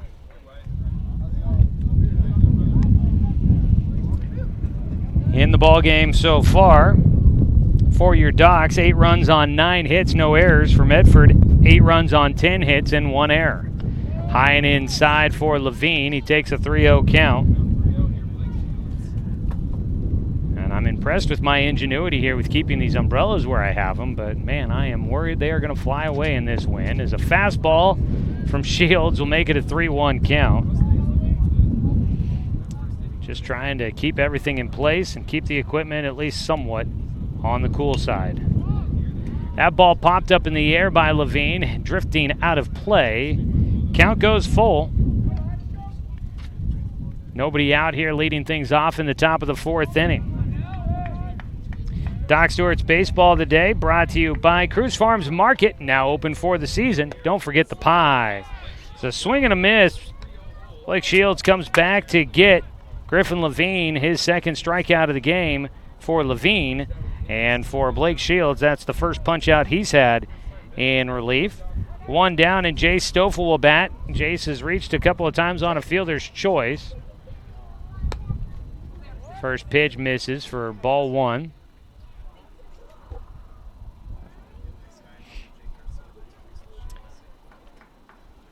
Stoffel hits one just foul down the third base side. That one hit in the chalk, then bounced foul as it goes by the bag. We've saw Jonathan Stone hit one right down the chalk line on the third base side earlier. Thought Stoffel might have a chance at one of those, but it just went foul. He takes a strike on a breaking ball to make it a 1-2 count. And Shields, 1 strike away from getting the second out here in the fourth. Neither team's really been able to hold the other down, as Stoffel will swing and miss at a pitch in the dirt, starts heading for first, and he is thrown out there for out number 2. 2 down for the Doc Stewarts. Garrett Zimet scheduled to hit, and he will dig in. Batting with 2 down and nobody on base. First pitch misses for ball 1. Well, here in this frame, if there's one thing to nitpick, Blake Shields has not started out with a strike in an at-bat, but he's been able to get them all, the outs. He gets a strike across against Zimet for a 1-1 count. Zimet takes outside in the dirt. Trying to get something going for the Docs. They've scored in every inning. For the Doc Stewarts, 1 in the first, 4 in the second, 3 in the third. A 2-1. Ground ball up the middle. Played by the shortstop. And across to the first baseman. Zach Ankeny makes the play to Bennett Smith. And the Doc Stewarts will go down in order. And now Medford will come up in the bottom of the fourth, looking to take their first lead of the day. Go to the bottom of the fourth inning, tied at 8. Doc Stewarts, no runs, no hits, no errors, nobody left on base. We are through 3.5 innings on 541radio.com and on CBS Sports Radio 1490, The Score. Okay. Season is finally here, but remember, respect the water. Don't swim and don't go in the water if it's under 60 degrees. Swimming in water under 60 degrees is life-threatening. It could cause hypothermia, which means your limbs paralyze and you can't get out of the water. Each day, the water temperature of the Umpqua River will be posted on kpic.com and kval.com, and in the morning weather on KPIC. Respect the water. Know the temperature. Brought to you by the Respect the Water Safety Committee. What rhymes with great? Participate. Where does greatness start? Here, in the classroom. On the stage. In the pool. On the field. Where will your greatness take you? To better grades. To more friends. Yeah! Be great. Participate.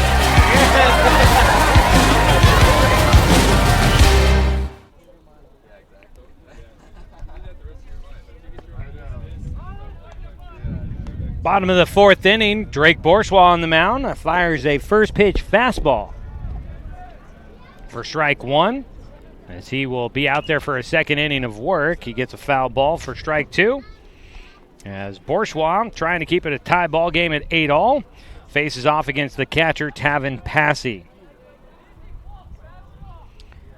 Passy is up for a third time. Lines one. Caught by the shortstop, Caden Johnson. That ball tailing away from him, a soft liner, and he's able to get airborne just at the right moment to steal that one out of the air. And Johnson robs away a hit from Tavin Passy, who was 0 for 1 in the game. Now 0 for 2. That is nice defensive play. Docs need a little bit of that positive momentum. One away, nobody on base. Zach Ankeny will bat. And the shortstop takes low for ball one from Bourgeois. Docs went down in order, 1, 2, 3 in the top of the fourth. Look if they can return the favor here in the bottom of the fourth, as Bourgeois misses high for ball two.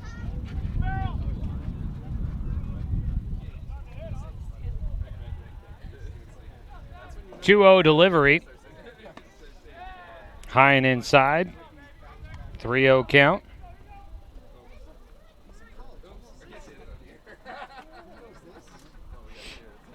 One away, 3-0 pitch. Ball four. And Zach Ankeny heads on down to first with one out.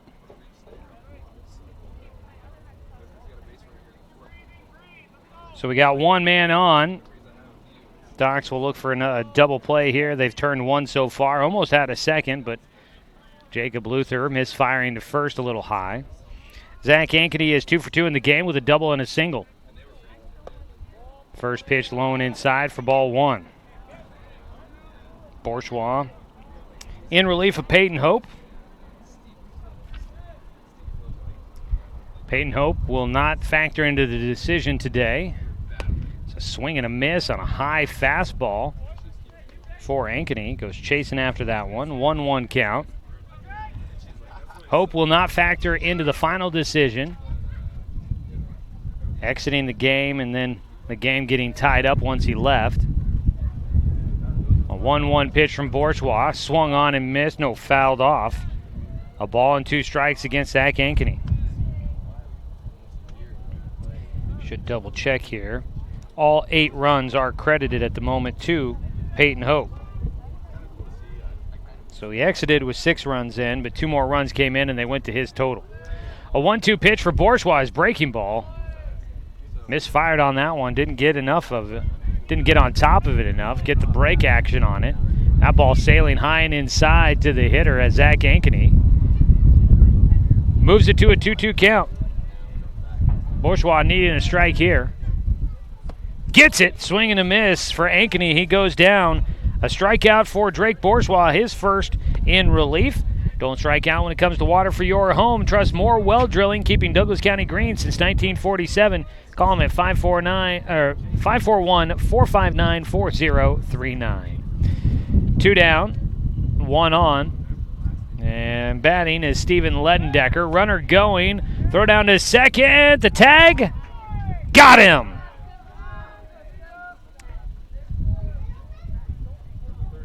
And that will wrap things up. Excuse me, it was Ledendecker that just struck out. It was Ankeny that gets thrown out at second for the final out, and it was Chase Costanti at the plate. I got a little bit behind there. That is okay. Doc Stewart's get out of things here in the fourth inning as they keep it tied at 8-all. We will come back with the top of the fifth inning. Doc Stewart's and the Medford Mustangs knotted at 8 on 541radio.com and CBS Sports Radio 1490 The Score. Looking for more local sports coverage? CBS Sports Radio 1490 The Score has you covered. Check out our homepage at 541radio.com for sports stories, scores, and podcasts. And follow us on social media. 1490 The Score is on Twitter, Facebook, and Instagram. And take the station with you wherever you go with the 541 Radio app. Download the app in your smartphone's app store and get access to a live stream of the station, sports stories, podcasts, and easy messaging with the station and others. I am a nurse, a firefighter, a college student, a mother, and I am an American soldier. I will always be ready for every storm and disaster that threatens my community. I will always be there to protect my neighbors, my family, and my country. We are the Army National Guard. We are the Army National Guard. We are the Army National Guard. Visit nationalguard.com to learn more about part-time service.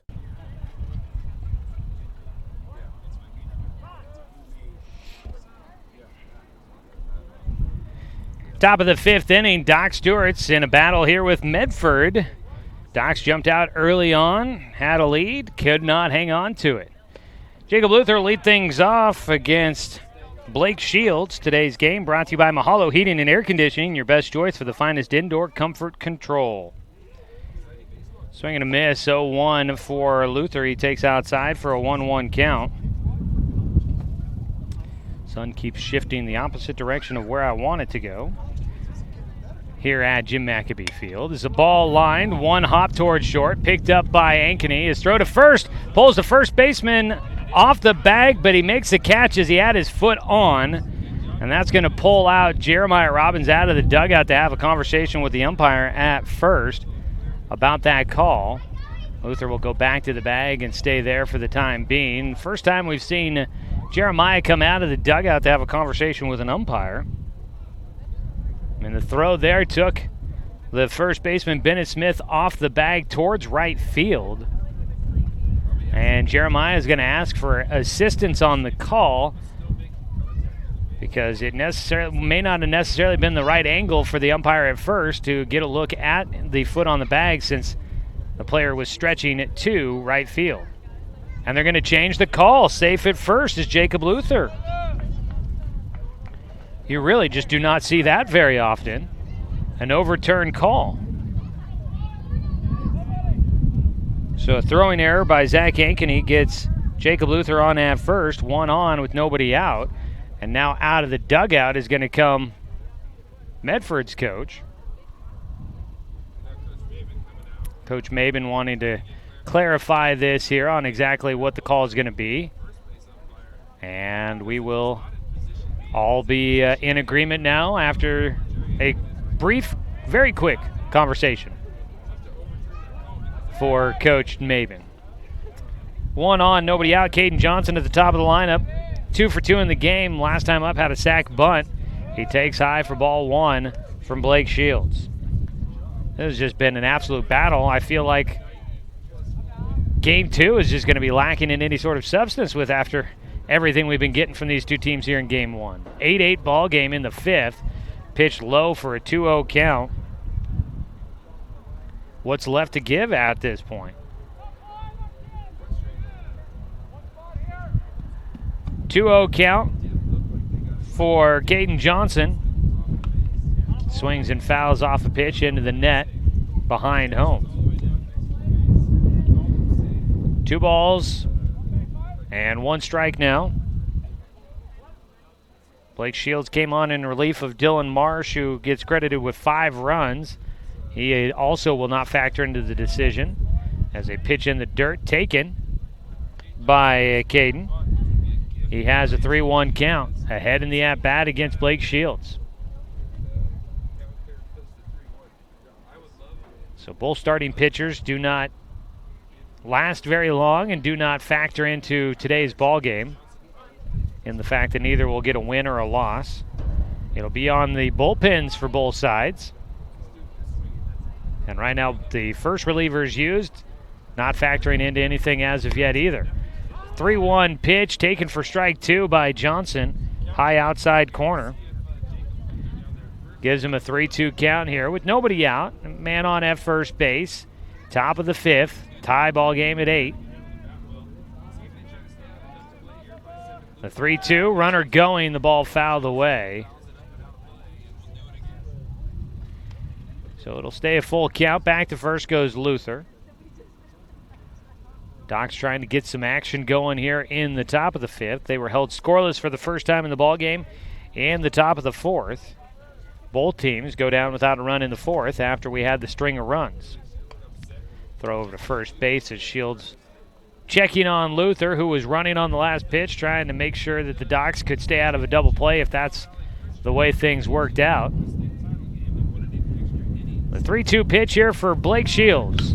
Ground ball to short. Luther was running. They get the out at second. The throw to first, not in time. And Johnson will get on safely at first. Luther gets cut down at second. And the Doc Stewarts with one out will still have a runner on at first base. Docs stay out of that twin killing. Out of the dugout. Coach Maben seems as if he's talking more to his first baseman rather to the umpire after that call that didn't go in Medford's favor. One down, Johnson on at first. Doran Gillespie at the plate, line drive into shallow left center. Doran with 3 hits in the ballgame now, a single, a double, and a triple. Also has a drop third strike to get him on base and scoring a run. But Doran Gillespie now a home run shy of the cycle, and if anybody's going to do it, it'd be him. So Doran Gillespie, his 3rd hit of the ballgame, puts runners at first and second with 1 away.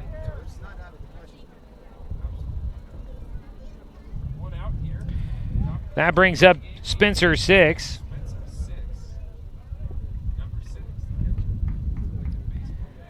Spencer digging into the box. Today he is 1 for 1.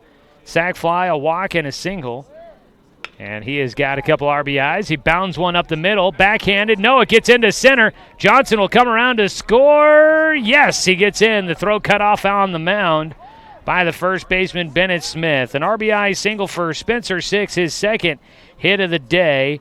That's a nice one there for Spencer. Again, waiting to see him really start to swing it like we saw during the spring. And he is starting to come alive here today on a hot one in Medford.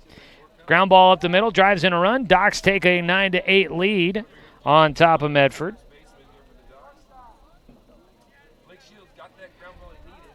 Jonathan Stone hitting. Runners at first and second. First pitch in the dirt from Shields for a 1-0 count. Jonathan Stone has a single and a double and a walk. He's got 2 RBIs and a run scored. He's had a nice day at the plate. Top of the lineup for the Docs has done a lot of damage. Stone takes low. 2-0 count. Doran Gillespie out at second base. On at first is Spencer 6. 6 has been on base 3 times. Gillespie 4. Stone at the plate has been on base all 3 times. Gets right underneath one. That one high in the air out to shallow center field. Josh Baptiste, a long way to come in and catch it. He does. And that'll retire Jonathan Stone. He had a long way to go to get that. He ended up in shallow outfield grass in right center. That is the 2nd out. And still runners at first and second for the Doc Stewarts. 1 run in so far. Up to bat will be Jet Black. And actually, I keep saying that's Baptiste. That might be Brady Buchanan in center. I'm not sure if they re-entered Baptiste or Buchanan out there, stayed in.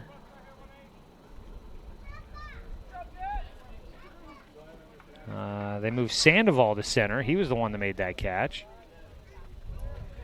The 1-0 to Jet is inside for a 2-0 count.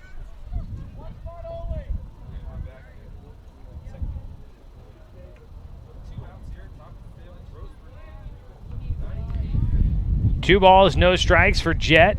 Runners at first and second with 2 down. The pitch outside. It goes to 3-0 for Jet. So, yeah, Brady Buchanan came in, went to the left field, and they moved Ryan Sandoval to center field for Medford. 3-0 pitch. Ball 4 issued to Jet Black, a 2-out walk to load the bases. So the Doc Stewarts get the bases loaded. There are 2 down, so they need a bit of a rally here, but with the bases loaded, they've got an opportunity to do so.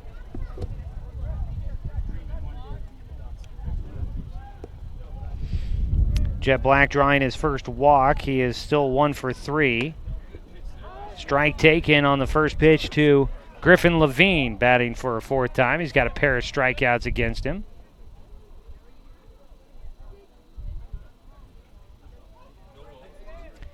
The 0-1 pitch here for Griffin. Outside, a 1-1 count. 1 ball, 1 strike against Levine, the DH.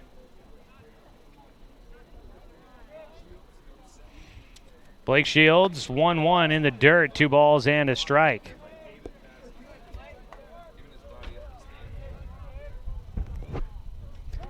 Two balls, 1 strike. We're in the top of the 5th. Docs with 1 run in so far. They lead 9-8. And that ball fouled off the front foot for Levine. He will head back to the plate. So the 2-2 as they go back to the bag.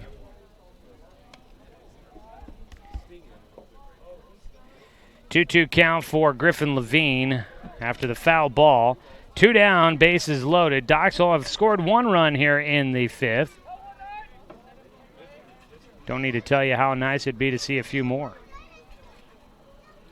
2-2 pitch for Shields.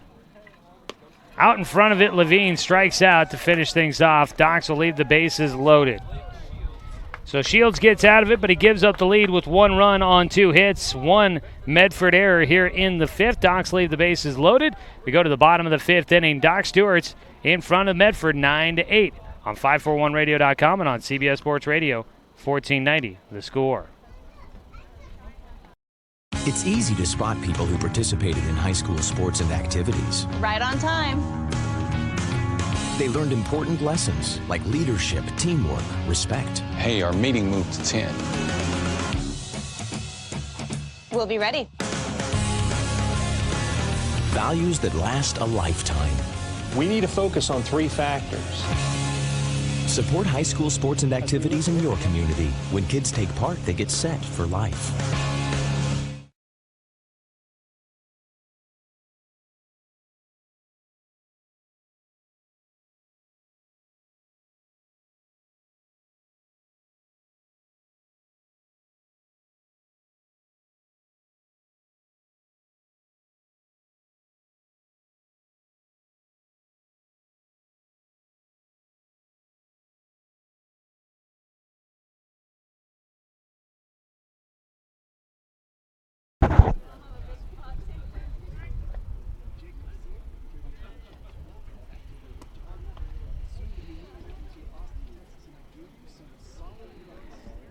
Come back here for the bottom of the 5th. Doc Stewart's with the lead back in their favor. They'll try to hang on to it as they send Drake Bourgeois out for another inning of work against the Mustangs. And we'll see if the Docs can hang on. They're leading 9-8. They've led it 5-0. They've led it 8-5. Now on top 9-8. As this has been a back-and-forth affair. First pitch, ball 1 against the leadoff man, Chase Costanti. Costanti in for his second at-bat. He takes outside. Or actually, he takes for a strike. A 1-1 count for him now. Swings and fouls one back into the net.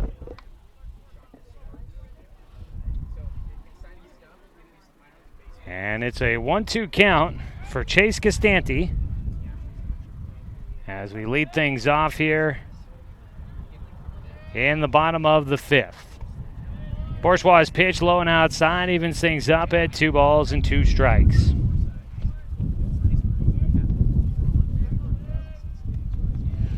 Two-two count, lead off in the bottom of the 5th. That ball in the air, foul down the right field side. Having to move some things around so that stuff is out of the sunshine here at the ballpark. It is just a constant challenge. Another ball fouled away. Wind picking up again.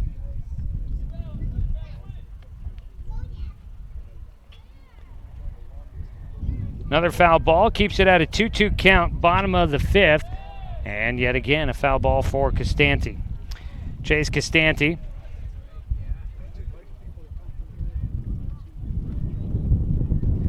Came on in a pinch hit roll in the 3rd, batting for a second time. 2-2, he pops that one up high in the air into the outfield. Calling for it is Luther. And he drops it. Been a lot of those that have happened this season for the Docs. It has been kind of surprising. That ball was right into the glove for Jacob Luther, and it came right out. So runner on, that's the game-tying run on at first. Could have been out number 1 here in the 5th inning. Getting to the later stages, everything is going to be a little bit more magnified now. Squaring to bunt, pulling back for ball 1. At the plate, Darren Marsh.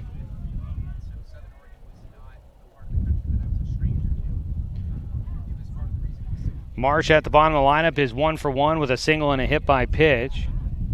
Squares to bunt, fouls it away. A 1-1 count now.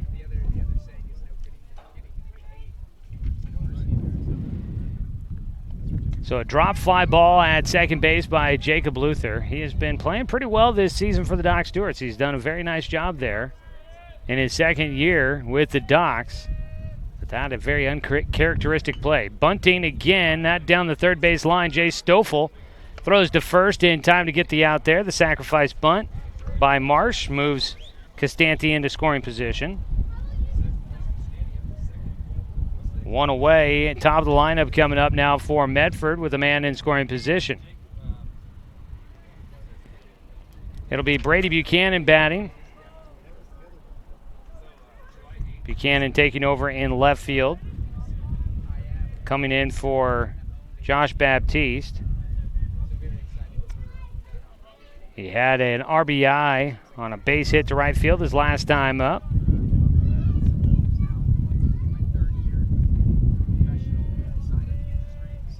First pitch to the lefty is a breaking ball from Bourgeois, high and away, a 1-0 count. 1 for 1 in the game for Buchanan. He was the first batter to face off against Drake Bourgeois in that 3rd inning. The 1-0 pitch called for a strike. 1 ball, 1 strike.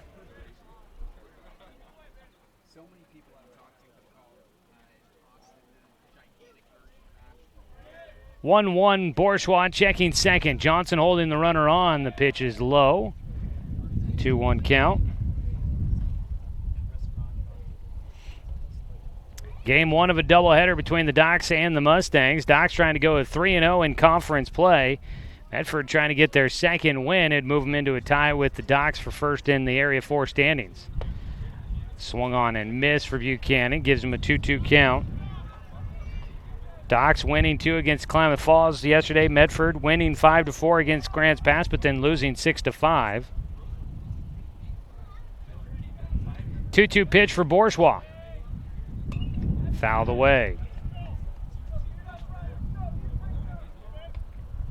1 down. That came on the sacrifice bunt by Darren Marsh. An error has Chase Costanti on base and now out at second. Top of the order here for Medford. High and away, ball 3. So Bourgeois to a full count. Doc Stewart's baseball here today, brought to you by Cascade Community Credit Union, belong to Douglas County.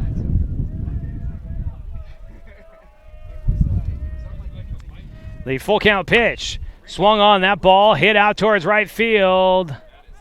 And that one going foul down that right field line. Got around on that one, did Buchanan. Launched that one out towards right field.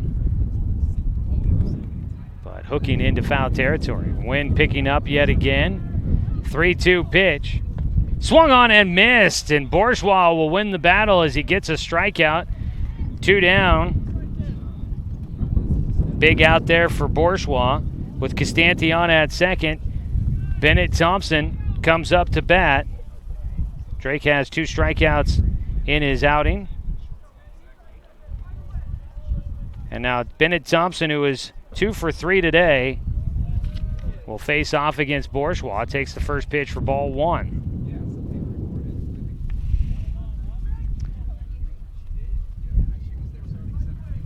Third time that these two teams have met. It feels like they know each other pretty well at this point. The 1-0. Breaking ball inside from Bourgeois, 2-0 count.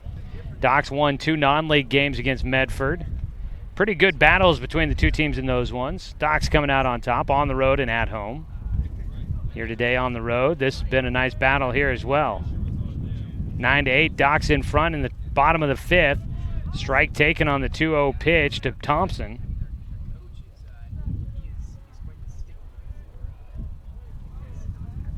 Thompson digs back in. He's got a teammate out at second, Chase Costanti. The game-tying run in the 5th. There's a pitch low, 3-1 count now. 2-hitter Bennett Thompson.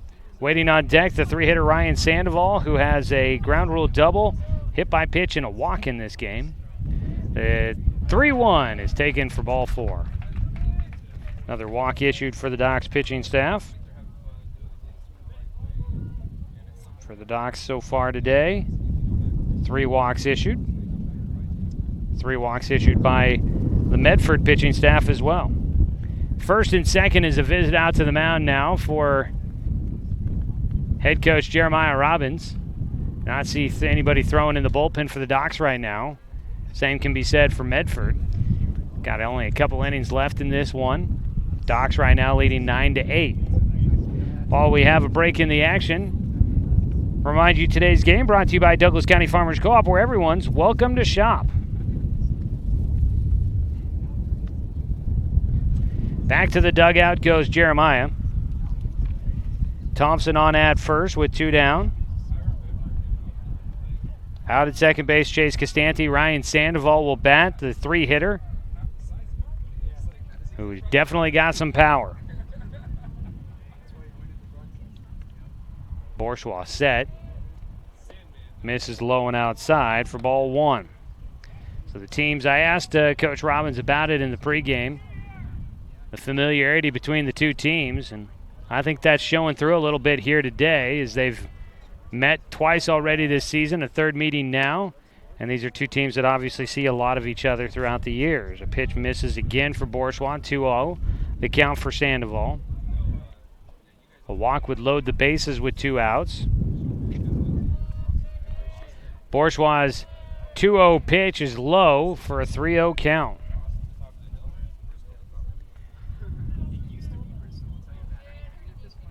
Bourgeois looking into the glove for Spencer 6. Gets the call. Runners at first and second, a 3-0 pitch. Ball 4 issued on the outside edge. And Bourgeois will walk, the bases loaded. Back-to-back walks issued. Sandoval takes a trip to first. Thompson up to second. Going to third is Chase Costanti, who reached on an error. Bottom of the 5th, Docs leading by 1, but the bases are loaded for Medford as a first pitch breaking ball strike against the lefty Bennett Smith.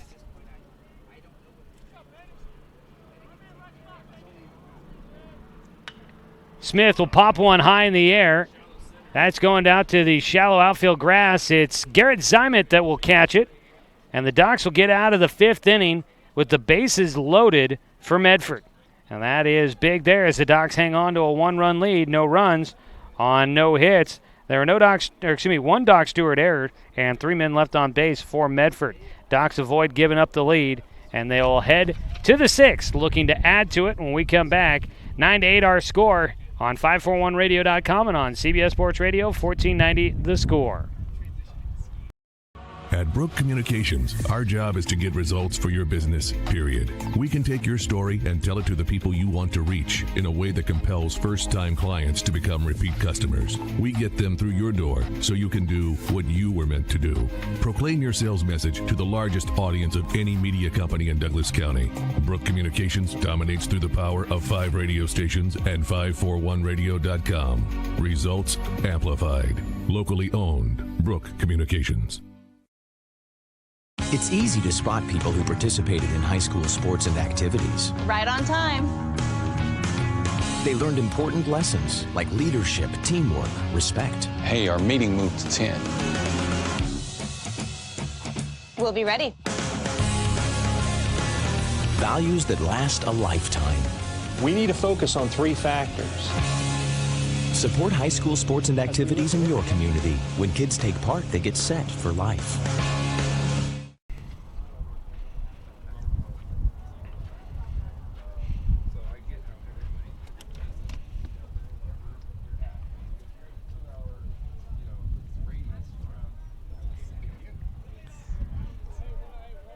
The mercury is climbing here at Jim McAbee Field down here in Medford, Oregon, on the campus of North Medford High School.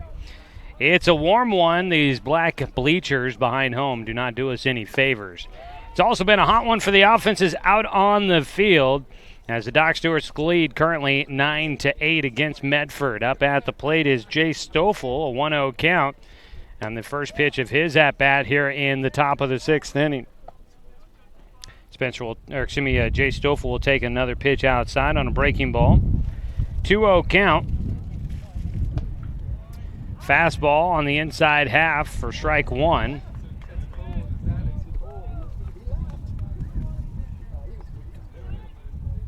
Out there on the mound, Blake Shields still throwing for Medford as he works another strike on the inside corner against Stoffel.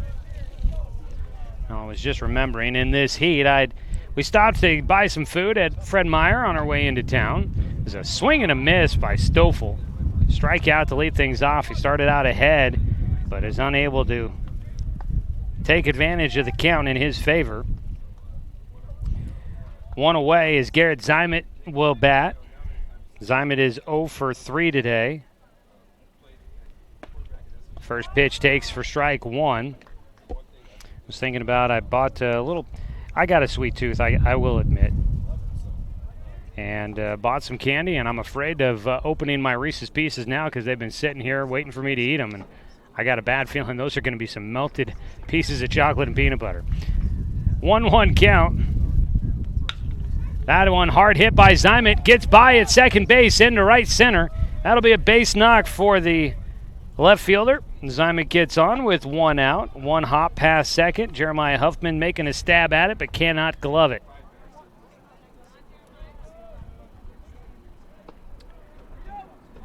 And so Garrett Zimet gets on at first. His single. Putting another runner on base for the Docs as they try to extend the lead at 9-8. Jacob Luther will take high for ball 1. Luther reaching on an error his last time up. Committed an error in the last half of the game, last half inning of the game for the Docs defensively. Docs now with 12 hits in the ball game. Is back into first base goes Garrett Zimet. 9 runs on 12 hits, 1 error for the Docs. 8 runs on 10 hits and 2 errors for Medford. Hot one here, I'm sure, wearing down the guys throughout this afternoon, playing in the warmest part of the day. A 1-0 pitch for Blake Shields. Line drive to center field, gets in for Luther. Zimet up to second base as the Docs continue to tack on the hits. Back up the middle. The line drive for Luther. For Jacob Luther, his second hit of the game. Runners at first and second, 1 away. And now Nate Maben out to the mound to talk to Blake Shields. And there is some action in the bullpen for Medford. I don't see anybody for the Docs. Today's game brought to you by Good Vibration Solutions for home theater and automotive audio. You can feel it at Good Vibes. Game 1 of our doubleheader, just about to reach 2 hours.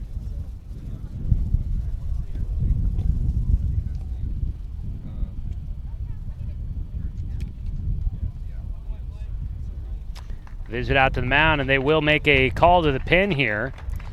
Medford going to make a change.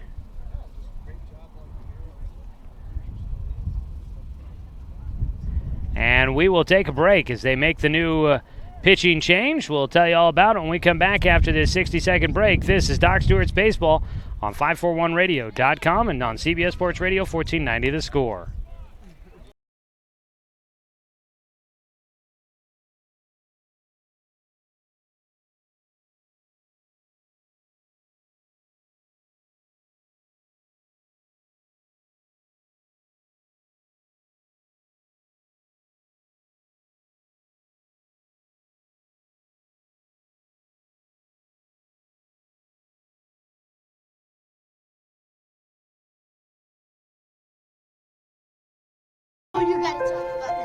The innocence of youth.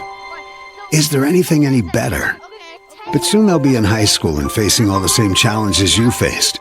How to make friends, how to fit in, how to be cool. We want our children to have everything they'll need to live fulfilling and productive lives. Make sure the kids in your family are among the more than 120,000 participants here in Oregon who take part in high school sports or activities.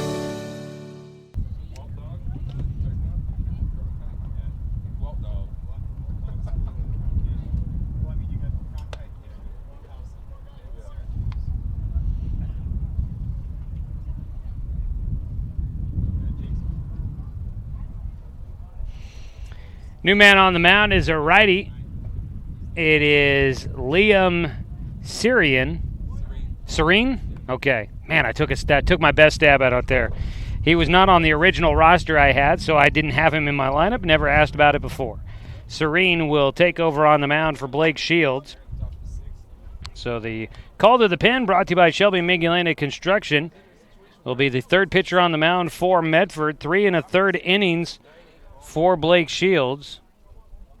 He gave up 7 hits. Right now it is credited with 4 runs, 2 earned. He had 2 walks and 4 strikeouts. Serene will take over for Shields, and he inherits his runners at first and second with 1 away. And a breaking ball misses for ball 1 as we start things here in the top of the 6th with the new man, Caden Johnson at the plate. Johnson is 2 for 3 in the game. He has scored 3 times, has an RBI. A 1-0 pitch is low for a 2-0 count. Making our way through this afternoon sunny affair here in Medford. Only game 1 of a doubleheader. Fastball on the outside corner, taken for a strike. 2 balls, 1 strike against Caden Johnson from the new righty on the mound. Serene set. And it almost got Johnson on the front arm, but it just misses to take the count to 3-1. Wind burst picking up yet again. A 3-1 delivery coming up for Johnson, looking for a pitch he can stroke. And he found one he liked, but fouls it away down the third base side. Johnson seems as if maybe that inside pitch got him a little bit. It seems to be kind of, I think he fouled that off his front foot. I didn't catch it the first time, but I think that's what happened is he kind of limps back into the box, stretches out his left foot, and we'll get ready for a full count pitch from Liam Serene. With runners at first and second, 1 out, the pitch. Swing and a miss on a breaking ball for strike 3. And Johnson goes down for out number 2. First strikeout for Serene. 2 down here in the 6th. And Doran Gillespie will bat. Gillespie, again, shot a home run shy of the cycle. Obviously just looking for a base hit here, but he's got a single, a double, and a triple. The ball gets by all the way to the backstop. Tavin Passy unable to collect it as it goes to the back. A wild pitch, moving both runners up. Second and third now for the Doc Stewarts. Garrett Zyman at third. Jacob Luther at second. Wild pitch. A 1-0 count for Gillespie.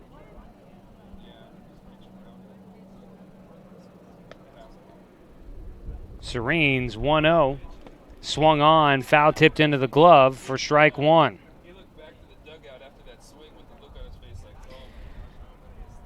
Serene, that breaking ball has gotten the Docs so far as they see it for a first time. That's what got Caden Johnson with the strikeout. Just fooled Gillespie. A 1-1 pitch. Swung on and foul tipped again. So it's a 1-2 count.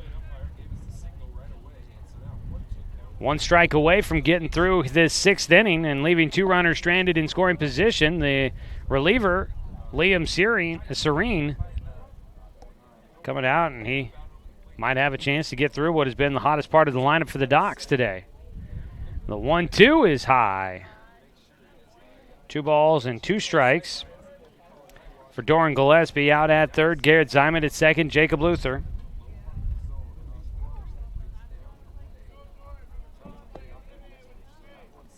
Doran waits for the 2-2 count.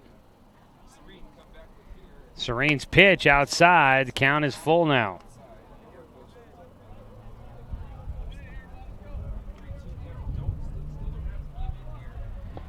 So Serene will have a chance to try and wrap it up once with a 3-2 pitch here. Gillespie can find his way on to load the bases or maybe drive in a couple. He'll take low and inside for ball 4. That does load him up with 2 down, and Spencer 6 will come up next. For Gillespie, that's his first walk of the game. And out of the dugout is Nate Mabin, who is going to talk with his entire infield.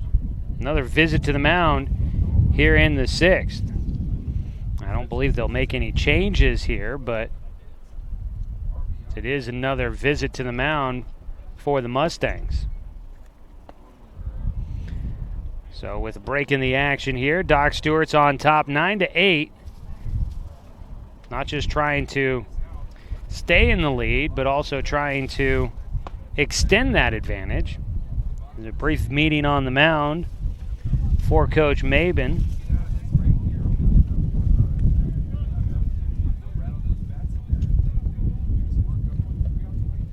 Trying to get the camera under the shade here for those that are watching online.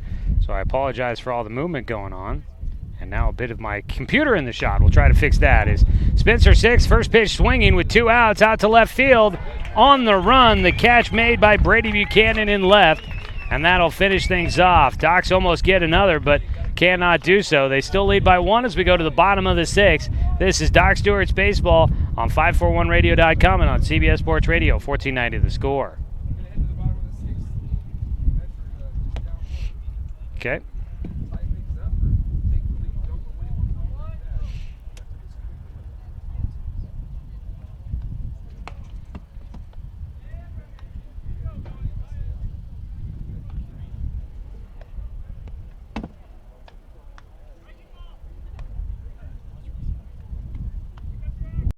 Season is finally here. But remember, respect the water. Don't swim and don't go in the water if it's under 60 degrees. Swimming in water under 60 degrees is life-threatening. It could cause hypothermia, which means your limbs paralyzed and you can't get out of the water. Each day, the water temperature of the Umpqua River will be posted on kpic.com and kval.com, and in the morning weather on KPIC. Respect the water. Know the temperature. Brought to you by the Respect the Water Safety Committee.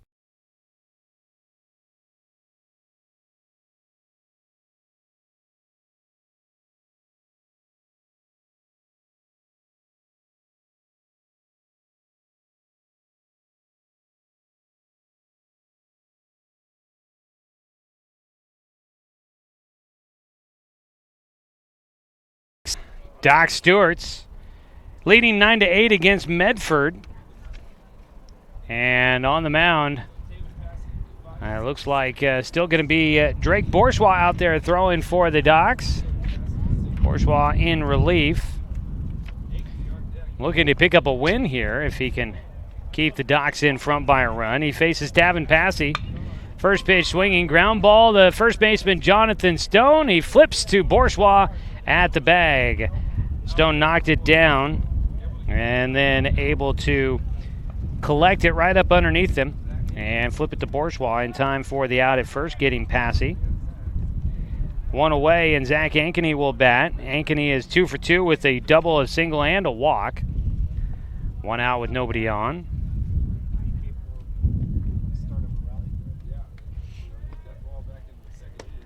First pitch, strike one against Ankeny.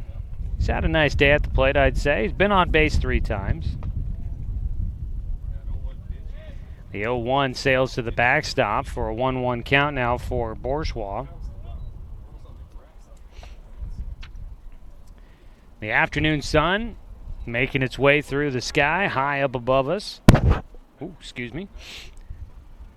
1-1 pitch for Bourgeois. Outside, 2 balls and a strike. Temperature working up near 90. That's our expected high temperature. I'd be perfectly fine if it stopped or started cooling off now. There's a pitch in the dirt, 3-1 for Bourgeois. Perfectly fine with that. And I can stop sweating. Wouldn't that be nice? Warm one out here today. I apologize for that comment. Warm one out here. Wind blowing, but that just almost causes more issues than necessary. 3-1 from Bourgeois. Over the head of the batter. And down to first base will go Zach Ankeny, his second consecutive walk. Last time on base for Ankeny, he was thrown out, caught stealing at second for the final out. So he takes a walk here with 1 away. And up next is Steven Ledendecker, who is 1 for 3 today, struck out his last time up against Bourgeois. First pitch swinging, it's a grounder, third base side, picked up by Stoffel, who cuts it off. The throw pulled Stone off, but he implies the tag with those long arms, and Ledendecker is out number 2. 5-3 the put out. Ankeny up to second base, 2 down with the man in scoring position for Medford. Docs leading 9-8.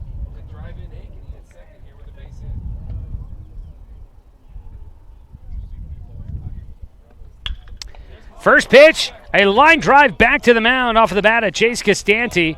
First pitch from Drake Bourgeois, and he gets the comebacker for the out. The line out will finish things here in the bottom of the 6th inning. And Medford leaves the game-tying run at second as we go to the 7th. Docs leading 9-8, trying to wrap up a win in Game 1 of this doubleheader against the Mustangs on 541radio.com and on CBS Sports Radio 1490 The Score. Hey there, sports fans. Thanks for watching this local sporting event online at 541radio.com. Did you know there's more than one way to watch games online?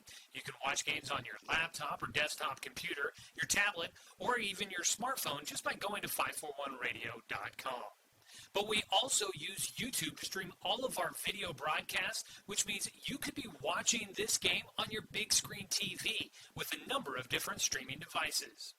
You can stream our live YouTube broadcast through your PlayStation or Xbox gaming device, or through streaming devices like Google Chromecast, Apple TV, or Roku. There's plenty of ways to follow this live local sporting event, plus you can find past events archived on 1490 The Score's YouTube channel. Find us on YouTube and subscribe today to keep up with the latest in local sports coverage.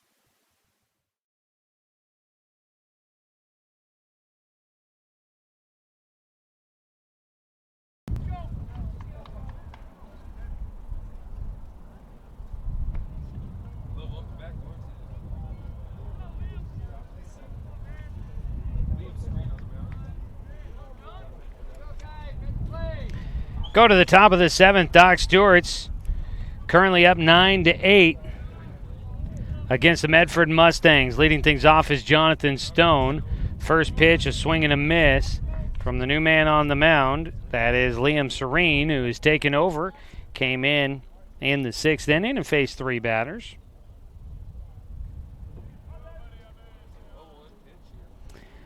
The 0-1 delivery for Stone. Strike on the outside corner. 0-2 count for the Doc Stewart's first baseman. Jonathan Stone is 1 for make that 2 for 3 today. The 0-2 count for Stone. They want it high. Not going to be in the zone, though. A 1-2 count for Stone.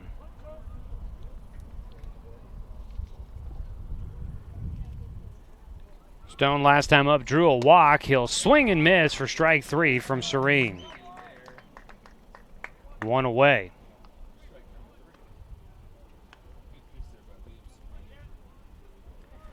So 1 down. Doc's trying to add some insurance here in the 7th.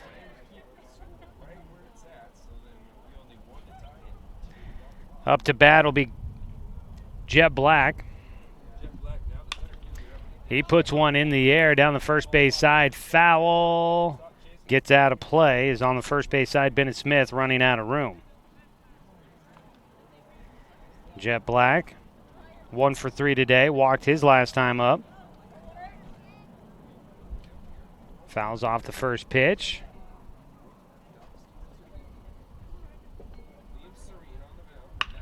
That ball into center field for Jet.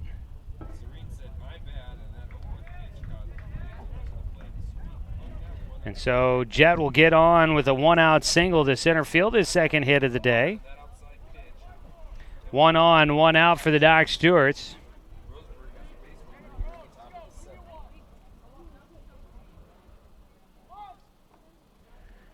Up to bat is Griffin Levine. He has struck out 3 times and been hit by a pitch.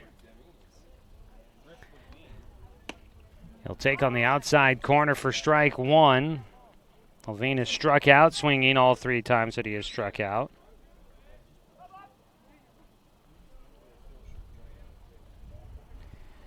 Serene on the mound before coming set, checks first. He'll throw over to first. Back in safely goes Jet with the head first slide.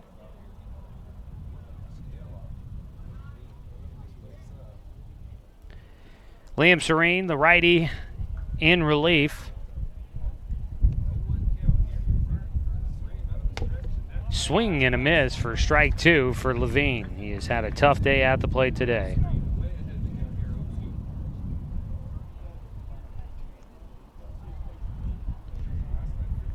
Doc's leading 9-8. Trying to avoid giving Medford much hope in the bottom of the 7th inning. The 0-2 pitch. Swing and a miss for strike 3 on a breaking ball. And Griffin will go down for out number 2. On at first base, Jet Black still there with 2 down. Yet another strikeout for Griffin Levine, for the pitcher Liam Serene, who has got 3 in a short period of time on the mound. Up to bat is Jay Stoffel, the runner going to throw to second off the line. It goes into center field. Jet gets in easily with a stolen base. So Jet will get into second at the plate. I believe a 1-0 count. Yeah, that's what the scoreboard will say. 1-0 count for Jay Stoffel with a man in scoring position. Jace was the leadoff man in the 6th inning. Coming up to bat for a 5th time in the game. He has struck out his last 2. He gets that ball in the air out towards left center. It drops in. Docs will add an insurance run. Jet Black scores from second. Stoffel racing into the bag. He gets in with a stand-up double. And Jay Stoffel will put the Docs on top by 2, 10-8. He roped that one for his first hit of the game. Out towards left center. Well struck. Had a lot behind that double.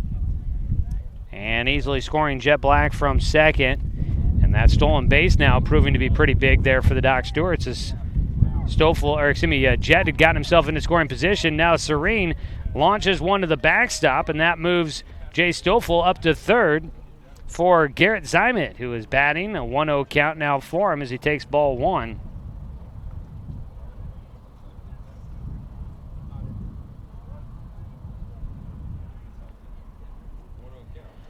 So 1-0 pitch here for Zymet. He takes for a strike. 1 ball, 1 strike.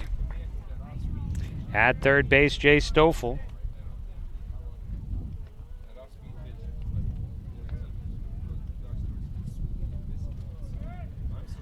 The 1-1 breaking ball outside. Crawling to stay in front of that ball was the catcher. Passing behind the plate, just doing everything he could to stay with that ball and stay in front of it. And he does a nice job as he's able to keep Jay Stoffel at third. The 2-1 now for Zymet goes to a 3-1 count. And so the Doc Stewart's now a chance to keep this inning going. A walk here for Zymet would keep it going. A base hit would add some insurance. With Stoffel on at third, a check swing, he pulled it back for ball 4. Runners on the corners with 2 down as Liam Serene is struggling to finish off the frame. Zymet gets on at first. Jay Stoffel at third after a wild pitch moving him up 90 feet. And Jacob Luther, one of the team leaders in RBI, comes up with the perfect opportunity here to try and add another run and put the Docs up by 3. And a visit to the mound here. We've had quite a few of these for Coach Maben. And I think he is calling to the bullpen here for Jacob Luther. He may face a new pitcher. Maben calling everybody in, and they go to the left fielder, Brady Buchanan, to come in onto the mound. So we'll take a quick 60-second break, come back, continue this 7th inning as the Doc Stewarts have added 1 run, lead 10-8 on 541radio.com and on CBS Sports Radio, 1490 The Score. Season is finally here, but remember, respect the water. Don't swim and don't go in the water if it's under 60 degrees. Swimming in water under 60 degrees is life-threatening. It could cause hypothermia, which means your limbs paralyzed and you can't get out of the water. Each day, the water temperature of the Umpqua River will be posted on kpic.com and kval.com, and in the morning weather on KPIC. Respect the water. Know the temperature. Brought to you by the Respect the Water Safety Committee. What rhymes with great? Participate. Where does greatness start? Here, in the classroom. On the stage. In the pool. On the field. Where will your greatness take you? To better grades. To more friends. Yeah! Be great. Participate.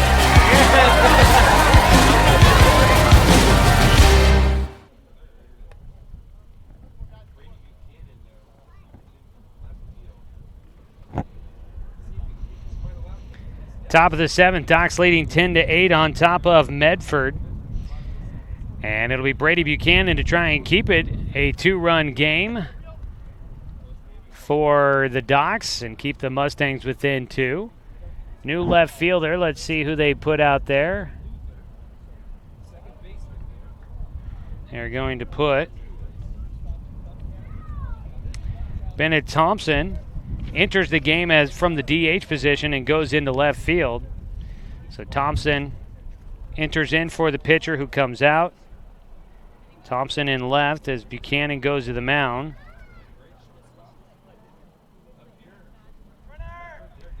Runner from first going to second. Garrett Zymet stealing all the way. That'll be defensive indifference there. They did not mind that he took second. First pitch missed to Jacob Luther for ball 1. The second pitch, though, strike 1. So Luther with a 1-1 count, 2 men in scoring position. Stoffel on at third. Zymet at second. 2 outs, top of the 7th. And Luther fouls off a pitch for strike 2. Top of the 7th inning. Docs trying to win game 1, go to 3-0 in league play. Win their 4th straight game. The 1-2 from Buchanan. Softly lined towards second. Coming in, a short hop scoop at second base by Costanti. He picks it up and fires to first to get Luther to finish the top of the 7th. We'll go to the bottom half of the inning. Docs leading by 2, needing 3 outs to get a win in game 1 of our doubleheader here on 541radio.com and on CBS Sports Radio, 1490 The Score. Looking for more local sports coverage? CBS Sports Radio 1490 The Score has you covered. Check out our homepage at 541radio.com for sports stories, scores, and podcasts. And follow us on social media. 1490 The Score is on Twitter, Facebook, and Instagram. And take the station with you wherever you go with the 541 Radio app. Download the app in your smartphone's app store and get access to a live stream of the station, sports stories, podcasts, and easy messaging with the station and others. I am a nurse, a firefighter, a college student, a mother, and I am an American soldier. I will always be ready for every storm and disaster that threatens my community. I will always be there to protect my neighbors, my family, and my country. We are the Army National Guard. We are the Army National Guard. We are the Army National Guard. Visit nationalguard.com to learn more about part-time service.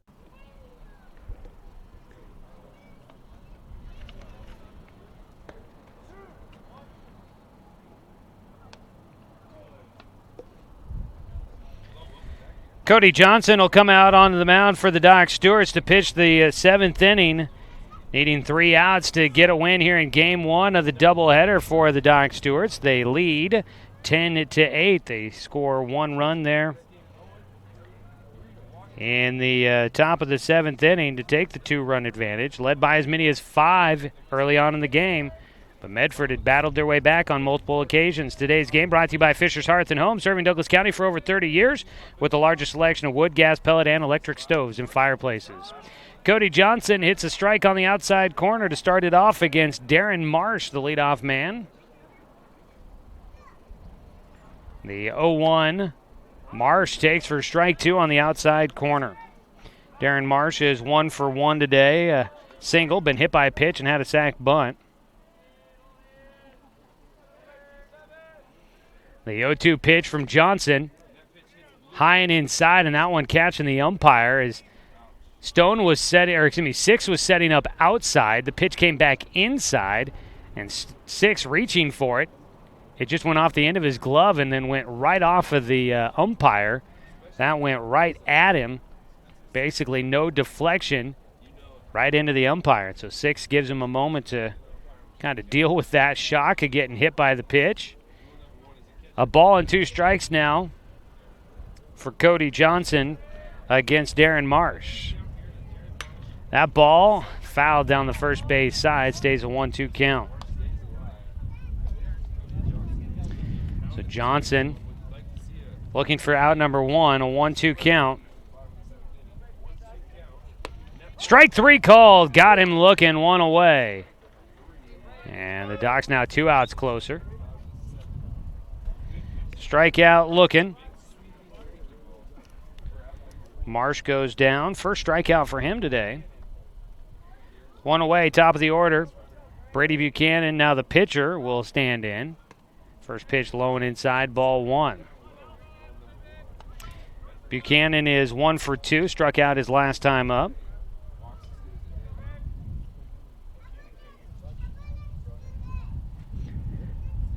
Johnson's 1-0 is high and away for a 2-0 count.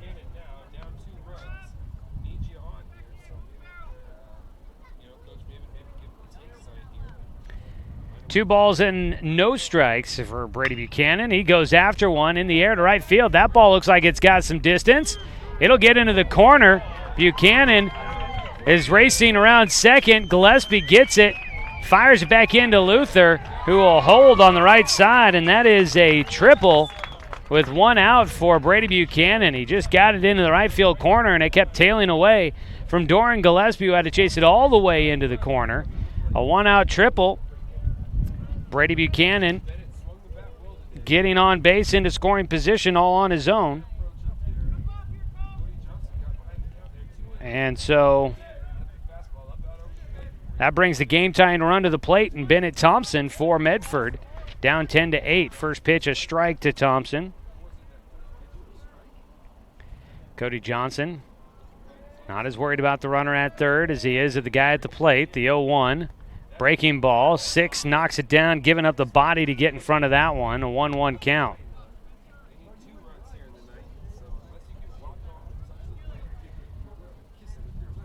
So 1-1 count. 10-8 the score. Doc's in front. Thompson's pitch fouled down the third base side for strike 2.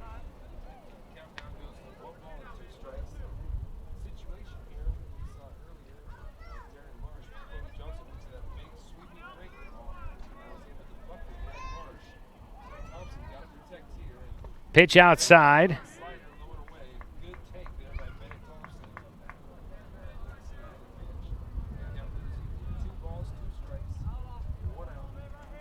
And it's a 2-2 count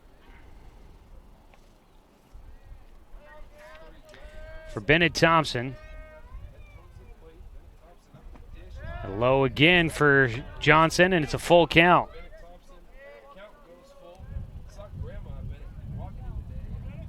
So full count with one down, one on. Bottom of the seventh here. Cody Johnson trying to close it out.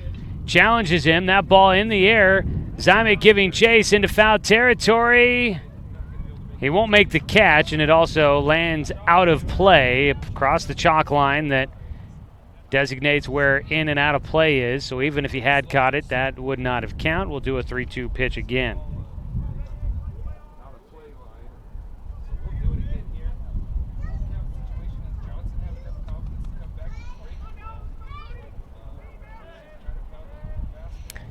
So a 3-2 pitch for a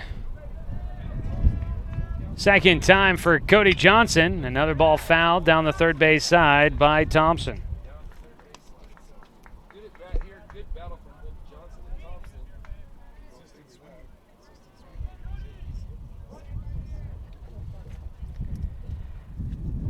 Full count.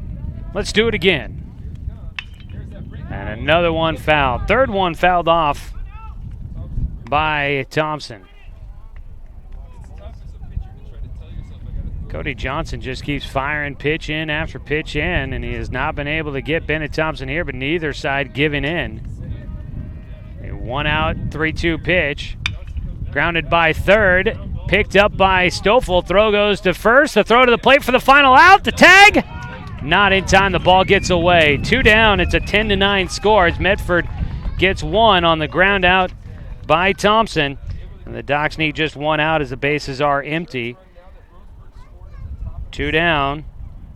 Brady Buchanan coming in to score. The tag applied by 6 might have been in time, but the ball popped out of his glove as he tried to reach for it. 2 down. Ryan Sandoval will bat, representing the game-tying run, and he takes high for ball 1. The game-winning run is on deck. 2 down, though, for Medford. 1-0 pitch from Johnson.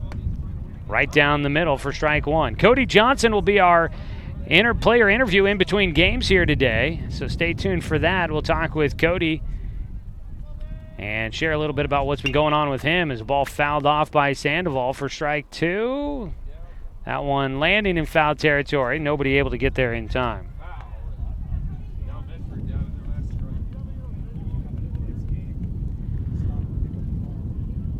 One ball, 2 strikes.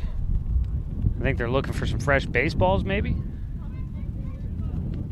Umpire talking towards the third base dugout with the Doc Stewarts, but they may have also been talking down with the coach at third base as well. And our umpire needing a few more new baseballs.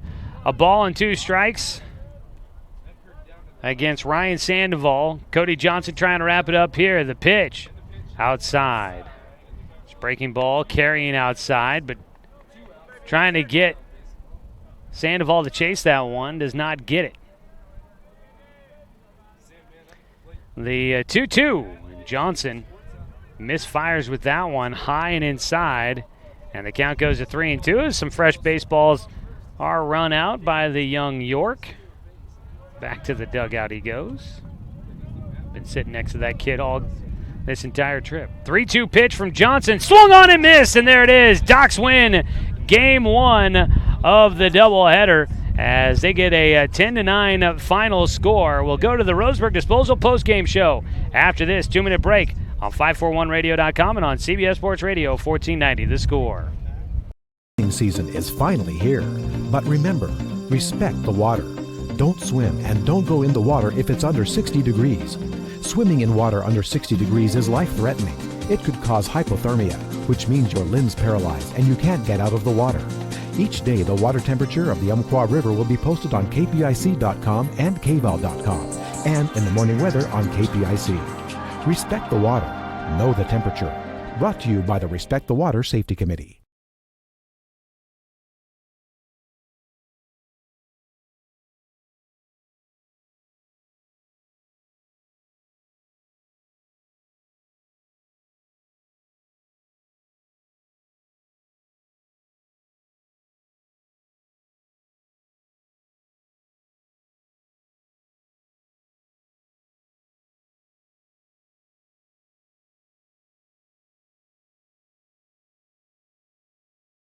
I am a nurse.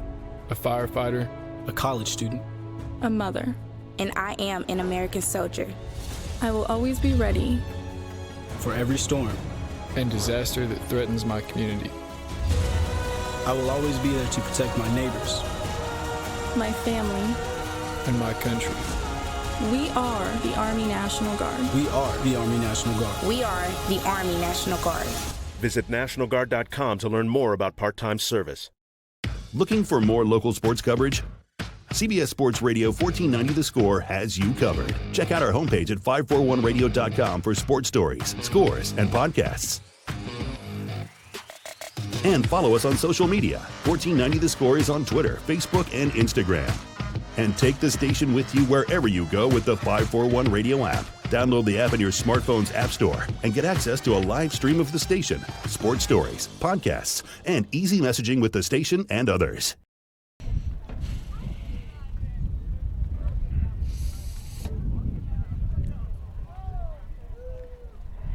Game 1 final. Docs win their 4th straight. They go to 3-0 in league play. As your Roseburg Dr. Stewart's improved to 8-3 on the season. Medford drops to 5-7 on the year, 1-2 in Area 4 play, as the Doc Stewarts remain in first place in the league standings. Final score, 10-9. Doc Stewart's in front. 10 runs on 15 hits, 1 error for the Docs, and 9 runs on 10 hits and 2 errors for Medford in Game 1 of today's doubleheader. We've got more action coming up here as we make our way into the Roseburg Disposal postgame show. Let them make the run to the dump for you. Taking a look at how this one plays out is our game recap brought to you by the News Review Sports section. Look for a recap of tonight's games brought to you by the News Review print edition tomorrow in newsstands near you. Doc Stewart's built a 5-0 lead in the first 2 innings, up by 5-0, but Medford fought their way back, tied the game 5-5 in the bottom of the second. Both teams scored 3 runs in the third. We were tied at 8, and in the top of the 5th, Docs took a 9-8 lead. They made it 10-8 in the top of the 7th. Medford gets 1 back in the bottom of the 7th, and Doc Stewart's hang on, though, get the win 10-9. Picking up the victory for the Doc Stewart's will be Drake Bourgeois. He picks up the win. Cody Johnson's going to get the save, and taking the loss for Medford. Let's see here. I believe that's going to be Blake Shields. And that would be, the 9th run came in off of Blake Shields. And so he will take the loss for Medford. So Bourgeois gets the win. Shields takes the loss. And Johnson gets a save. So the Doc Stewarts get the win. Again, 10 runs on 15 hits. There was 1 error, 9 runs on 10 hits, and 2 errors for Medford. Doc Stewart's left 14 men on base. That's a pretty big number there. Medford leaving 9. We'll take a break. When we come back, we'll look at some more individual stats from this one and name our Joe's Towing player of the game. Stay with us. Doc Stewart's Baseball coming at you on 541radio.com. Season is finally here, but remember, respect the water. Don't swim and don't go in the water if it's under 60 degrees. Swimming in water under 60 degrees is life-threatening. It could cause hypothermia, which means your limbs paralyzed and you can't get out of the water.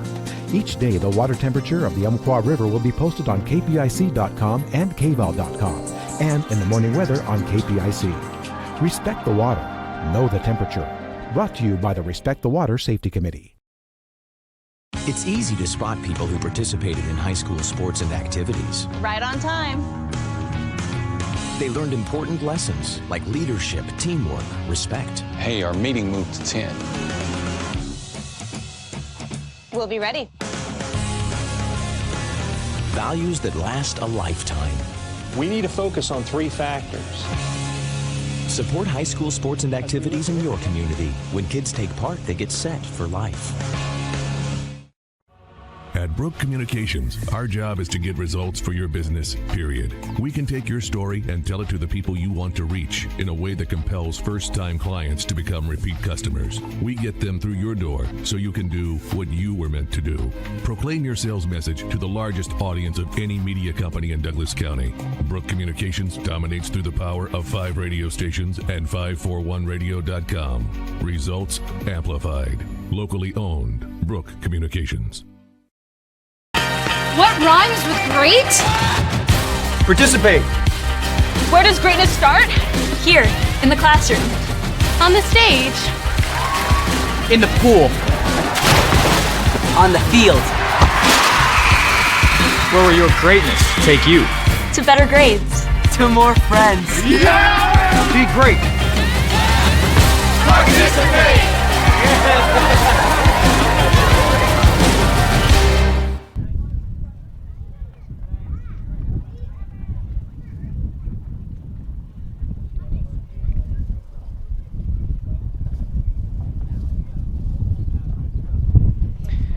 Wind picking up pretty good yet again here at Jim McAbee Field as the Roseburg Dr. Stewarts get a win in Game 1. And, umbrella taking a little bit of a tumble there on me, but not flying away. That's good news. Doc Stewarts win 10-9 in Game 1. Looking at some of the numbers here from the opening victory for the Doc Stewarts. Caden Johnson at the top of the lineup goes 2 for 4 in the game with a single, a double, 3 runs scored, and an RBI. Doran Gillespie had 3 hits, a double, a triple, a single. He had 2 RBI and 2 runs scored. Spencer Six gets 2 hits in the game, had 3 RBI. And Jonathan Stone had a pair of hits, a double and a single, 2 RBI. Jet Black was 2 for 4 in the game with 2 singles and an RBI. Jay Stoffel had a double in his last at-bat and drove in a run. He was 1 for 5 in the game. Garrett Zimet was 1 for 4 in the game with a single in the 6th. He did score a run. Jacob Luther scored 2 runs, had 2 hits, goes 2 for 3 in the contest. On the other side, for Medford, triple for Brady Buchanan in the 7th, scored a run. Bennett Thompson had a single and a double, had 3 RBI. Ryan Sandoval had a ground rule double in the 1st. That was his only hit of the game, ended up, though, 1 for 2. And Bennett Smith, a single, an RBI single in the game. And Zach Ankeny had 2 hits, goes 2 for 2 with 2 walks. Steven Ledendecker was 1 for 4. And let's see here. Chase Costanti, 1 for 3. Darren Marsh was 1 for 2 with a run scored for Medford. So that is a look at the offensive numbers. Drake Bourgeois getting the win. Cody Johnson picks up the save. On the other side, it was Blake Shields taking the loss. Doc Stewarts get the win, improve to 3-0 in league play. They will be alone in first place at the end of the day. At least they'll be at the top of the standings, I guess. They could be in second place if Eugene or Willamette Valley sweep their doubleheader against each other coming up here this evening at 6 o'clock. They'll be playing that doubleheader at Hamlin Sports Complex there in Springfield. But the Roseburg Dr. Stewarts at 3-0, they're going to be there at the top of the standings no matter what at the end of the day. So in very good position here early on in the league season for the Doc Stewarts. If they could pull off a 4-game sweep on the road against 2 Area 4 opponents, that would be a pretty great way to start out Area 4 play. We will name our Joe's Towing Player of the Game for you here today as the Doc Stewarts get this victory. And boy, a lot of candidates, a lot of hits to go around, and a lot of guys that are probably in the running for this. I was trying to see. There's a number of guys that have 2 RBIs in the matchup, number of guys that have a couple of hits. Cody Johnson picks up the save. Drake Bourgeois came in. Bourgeois came into the game in the 3rd inning, made it to the 7th where he was replaced. So he ends up pitching 3 2/3 innings. He gave up no runs. You know what? I'm going to give it to Drake Bourgeois for a nice relief appearance there. Drake Bourgeois going to be your Joe's Towing Player of the Game, coming through for you in the clutch. That's Joe's Towing, your local towing professionals. Drake Bourgeois is going to be our Player of the Game here tonight. He had he came out and did a nice job in relief. Kind of had some moments where he got into some trouble, but from my count here, and I got off with some of my scoring, so I apologize that if I'm not completely accurate here, but trying to do everything in this heat, and I think I'm getting a little wore down. But for Drake Bourgeois, I don't think he is credited with any of the runs that came in. So he pitches out of a few jams and is able to stay with it, keeping the Docs in it and ahead. and he gets the win in a nice relief appearance for the Doc Stewarts, and he'll be your Joe's Towing player of the game. We'll go ahead and take a break, and we will go to our player interview coming up next here. We talk with Cody Johnson, and we get a chance to see what's going on with Cody here as he makes his way back to the Docs for a third season, so stay tuned for that. For those watching online, we will stop with this broadcast. We'll start a new one, and then we'll have that interview for you first thing in the broadcast for game number 2, so stay tuned for that coming up. Docs get the win in game 1. Can they get the sweep here on the road against Medford? They've won 3 straight, matching their most wins against the Mustangs since 2015. We'll get ready for game number 2. This is Docs Baseball. They get a win 10-9 in game 1 on 541radio.com and on CBS Sports Radio 1490 The Score. Okay.